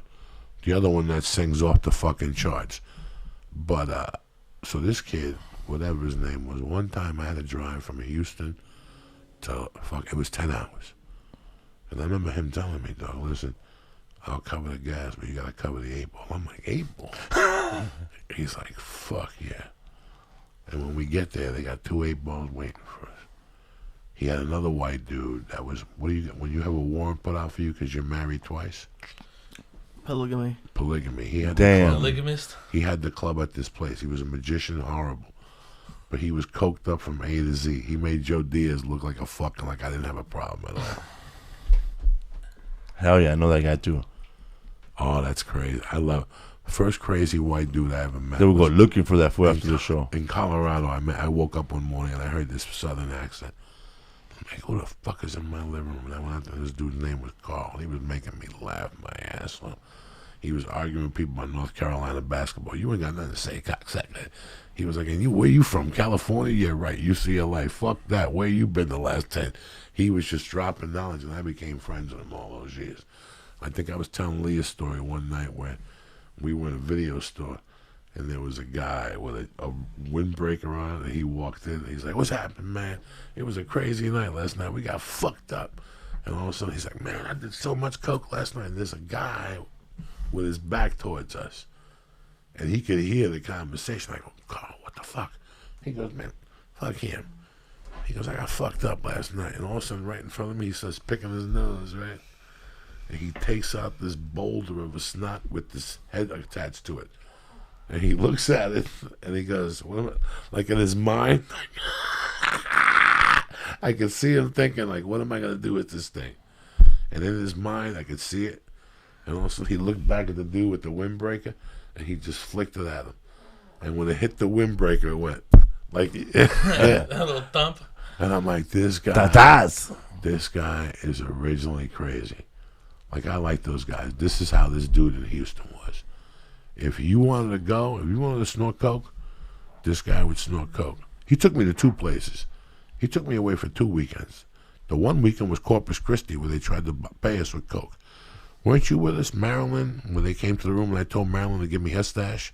Yeah. The guy gave us both like an 8-ball, and I told Marilyn, just give me your stash, I'll give you the 200. Marilyn took 100 for the 8-ball. It was fucking yellow. I didn't come home that Sunday. I didn't come home till Tuesday, maybe Wednesday. And that's it, guys. Yeah, man. I'm happy to fucking see you, Felipe. Happy to see you too, man. So what's left for the year? Where are you New Year's? New Year's Eve, no show, but January 21st, I'm at the Novo in downtown LA. Okay. Formerly the Club Nokia. Club Nokia. Look at Lee. Look at Lee. Look at this fucking beauty. The Novo. What's up, Lee Syatt? I'm going to Indiana with Paul Rodriguez, Lisa. Okay. November 19th So you're staying home? at the Horseshoe Casino. You're staying home the whole month of December? Yes, the last 3 weeks. Just relaxing? Relaxing. Listen, you don't want to be one of those assholes at the airport. Ain't nothing worth that aggravation. No, man. Every year you sit there and you go, look at these assholes at the airport. I love these agents that call you. I got a tremendous gig for you on the 26th. Yeah, where is it? Fucking Alaska? That's where I want to fucking go. You know what I'm saying? Got this gig on the 27th in Detroit if you want it. Huh? They'll tell you I have a gig December 27th. It's a Wednesday Detroit. night, right? Hell no. Huh? No, like they'll ask you, I have a gig for you December 27th. You know what? It's a I signed fallout. on for a gig and I got to cancel. It's my wife's birthday. I'll tell you what. If I don't cancel it, my wife ain't going to say nothing to me. But you know what? I got 360 other fucking days to work. Even if we just walk hand to hand and go to the movies and come home at 8 o'clock. We get babysitters till 10. We never make it. That's how old you are. When you get a babysitter, you go to dinner and you look at each other and go, fuck this, we're going home. Yeah. We always have to pay the babysitter like out of embarrassment. You know what I'm saying? Like, what are we going to do? But even if I just do that with my wife, I can't just get up and go. So I got to call the fucking agent tomorrow. I didn't realize when I booked the fucking gig that it was my wife's birthday. But what are you going to fucking do? We have a rabbit sitter. We have a pet rabbit, and we go out of town. Sometimes we leave it at a rabbit sitter, and it hangs out with other rabbits. Hey, you know me. Shout out to Slippers. Just make sure Lee don't get his hand on that rabbit. Lee bumps into animals like that. He'll go down to Koreatown. He'll hear him stab him in the Lee's back. like Lenny from Of Mice and Men. Lee's my brother, dog. He makes bad choices. Look at him. Look at him. He'll go home and eat hummus on top of that. He still goes to Subway. No. My spies tell me Festo's My still goes spies. over the Subway. It's a 24-hour Subway. It's that. They see him creeping on Laurel Canyon at 2 in the morning with slippers and a robe on, with a fucking Santa hat. You know, Lee thinks he's slick. You don't think I know. He's been seen him at McDonald's drive-thru one night. speaking Spanish. Dos hamburguesas, por favor. Lee Solid is the Rock of Gibraltar. Nobody else would still stay here this long. He gets fucking bezizzled 2 nights a week. 2 weeks ago, he did acid. It took him 3 days to recover. You understand me? He's a tank of death, this kid. They don't even make him like this no more. They don't make him like this no more. The last of the Mohicans. That's it. He's not even a millennial no more. He's just a regular fucking savage now. He used to be a millennial. When he met me, he was doing all stupid shit. Going to a bar, hanging out with 6 people at a bar like Friends. This ain't no episode of Friends. Now he's all right. He's got a girlfriend. He's got a bidet. He smokes reefer. He eats edibles. He's up to what? 1,200 milligrams. This all started with a 10 milligram fucking cookie. Look where you are now. 1,200 milligrams. You're one of the best producers in the business. You're a great friend. You're a fucking animal. Look at you. You gonna eat another mushroom cap so we can throw away the bag and the evidence? No. Oh my, dude, I'm so fucked up. No, you're not. What do you mean? No, I'm not. You're as tough as nails. You don't even know how fucked up you are. You gotta smoke another bong hit. And that'll calm you down and shit. Here, open that for me. My finger's all fucked up. All right, I'd like to thank Onnit. Onnit's always been there for us since day one. One of the best products out in the market. You know us. We can't do nothing for you on the weight side or the weighted vest. As far as supplements are concerned, Onnit's the best there is. From the Alpha Brain to the Shroom Tech to the what's the fucking protein shake I like? The Hemp Force. Hemp Force, chocolate or cocoa as they have it. Delicious. I love all that stuff. If you don't believe me, try it. Go to Onnit, go down to the box and press in. Church. Boom! And get 10% off your motherfucking order delivered right to your door. If you get the Alpha brand, 100% money back guarantee. Like I said, Lee's got a beautiful watch. When MVMT contacted me, I looked at the website and I liked the prices and whatnot. But you know what? I got a gorilla wrist. My wife bought me a bracelet last year, and I told her, don't buy me the fucking bracelet. But she bought it for me, and I told her when she got it for me, put it on my wrist. It don't fit. That's why I told you not to get the fucking bracelet, because now I can't get the bracelet fixed unless I go back to that same jewelry store in New Jersey. You know how hard it is to get to that jewelry store? It's easier to get the fucking Marlon Brando on Apocalypse Now to get to that fucking jewelry store. I was at the light for fucking 4 lights one time, dog. In the middle, like it hadn't even turned onto Bergen Line Avenue. So forget it. So I'm stuck with this fucking thing. I got no problem. He even told me mail it to me, and I'll take care of it. But anyway, I gave the watch to Lee. Lee, what do you think so far of your MVMT watch? I love it. It's slick. I've always liked black on black. That's the one I have. I think it looks great. It's very light. It's I got it fitted right to me. It took 2 seconds. It was like $10. They give you 4 extra links. It was great. Mine feels great. I love it, and it tells great. Yeah, it tells set great the time. clock. You know, for people who don't know, MVMT, the company was started by 2 college kids that wanted to wear stylish watches but couldn't afford them. So they started their own watch company. I mean, they started it from scratch. Social media, the same way we did with the podcast. YouTube, radio, you name it. Movement watches start at just $95 at a department store. You're looking at $400 to $500 for these same watches. Again, Movement watches start at $95. Movement figured out that by selling online, they were able to cut out the middleman and the retail markup, providing the best possible price for you. Now, if you go to the website, they got classic design, it's quality construction, and their style minimalism. They're beautiful. They've sold over 500,000 of these watches in over 160 countries. What we're doing here for the holidays, you're going to get 15% off today with free shipping. And let's say the thing don't fit, you don't like the color black it is, they're going to give you free returns by going to mvmtwatches.com/church. Again, this watch has a great design on Lee. Look at it. It's got the red hands. It just looks sharp. If you wear blue, black, or let's say you're fucking Scandinavian, you got the sudden urge to wear a red suit, we got the watch for you over at mvmtwatches.com. helixsleep.com/church. Listen, join the movement. We're going to give you free shipping, and if the watch isn't what you think, we'll give you free returns by going to MVMTwatches.com/church. It's that easy. Again, MVMTwatches.com/church. Join the movement. Get 15% off today. Why are you playing with my feelings? All right. Number 2, you want a good night's sleep? My mattress is tremendous. You know why? I got a Helix Sleep. You know why? Because you're unique. You don't walk like everybody else. You don't talk like everybody else. You don't sleep like everybody else. So why is it that your mattress, one size fits all? Tell me. Because a custom mattress will cost you $5,000 to $10,000 until Uncle Joey got a hold of you. Introducing Helix Sleep, where you buy a mattress online, customized for you for hundreds of dollars instead of thousands. Go to helix.com, answer a few simple questions based on 4 key preferences, and the result will be a custom sleep profile used to build you the most comfortable mattress you'll ever sleep on. Your mattress will arrive at the door in about a week, and shipping is 100% free. And for couples, Helix customizes on each side of the mattress. Helix customers report a 30% improvement in overall sleep quality. You have 100 nights to try it out, and if you don't love it, they'll pick it up for free and give you 100% money back guarantee. No questions asked. All right? 100% refund, no questions asked. This is the mattress that GQ magazine, the Forbes, they're all talking about Helix Sleep. So do me a favor. Go to helixsleep.com right now, /Joey, and get $50 off your order. Again, that's helixsleep.com/Joey. One more time for the cheap seats. helixsleep.com/Joey. Who the fuck you think you're messing with, Joey Bananas? Hold on, I got an itchy ear. What are you looking at? No.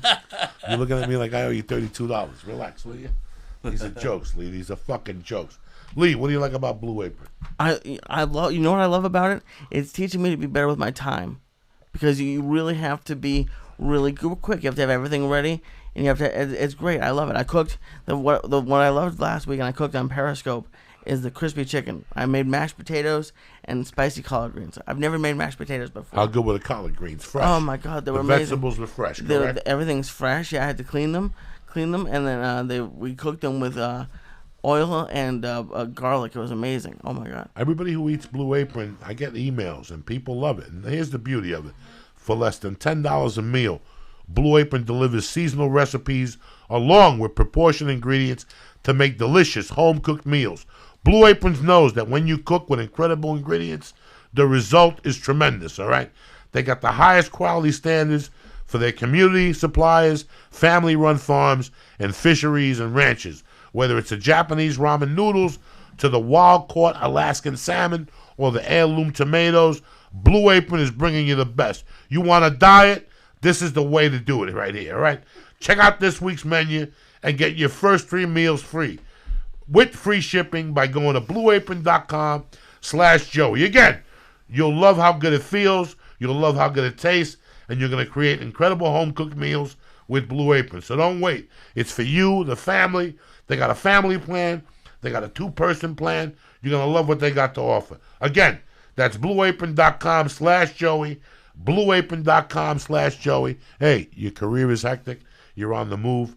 Blue Apron is a better way to cook. Again, blueapron.com/Joey. I'd like to thank Blue Apron. I'd like to thank Helix Sleep and MVMT Watches for sponsoring the podcast tonight. I'd like to thank Felipe Esparza. Thank you, Joey. Fucking Rodrigo Torres, Yeah, a.k.a. Silent Bob, for stopping by. What's up, fool?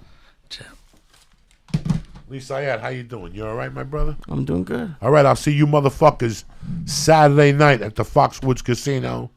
I got nothing for you Friday night, but Saturday I got nothing but love for you. Lee's going to be there. We're going to do the show, and then we're going to watch McGregor and fucking whatever fight, and that's the way it's going to be. The 18th of November, I'm in the, what's the name of the festival, Lee? Come and take it. Come and Take It Festival in Houston. I'm performing November 18th. You got to get a single-day pass. For $35, you catch a couple great shows, but I don't know what time. I go up at 10 o'clock. So that means I think you can watch Todd Barry at 8. It's a great little festival. I'll either see you motherfuckers at Foxwoods. I'll either see you motherfuckers at The Wilbur. the Wilbur Theater, or I'll see you motherfuckers at the Come and Take It Comedy Festival in Houston. I'll talk to you guys Tuesday. Stay black. Uncle Joey loves you. What's up, fool?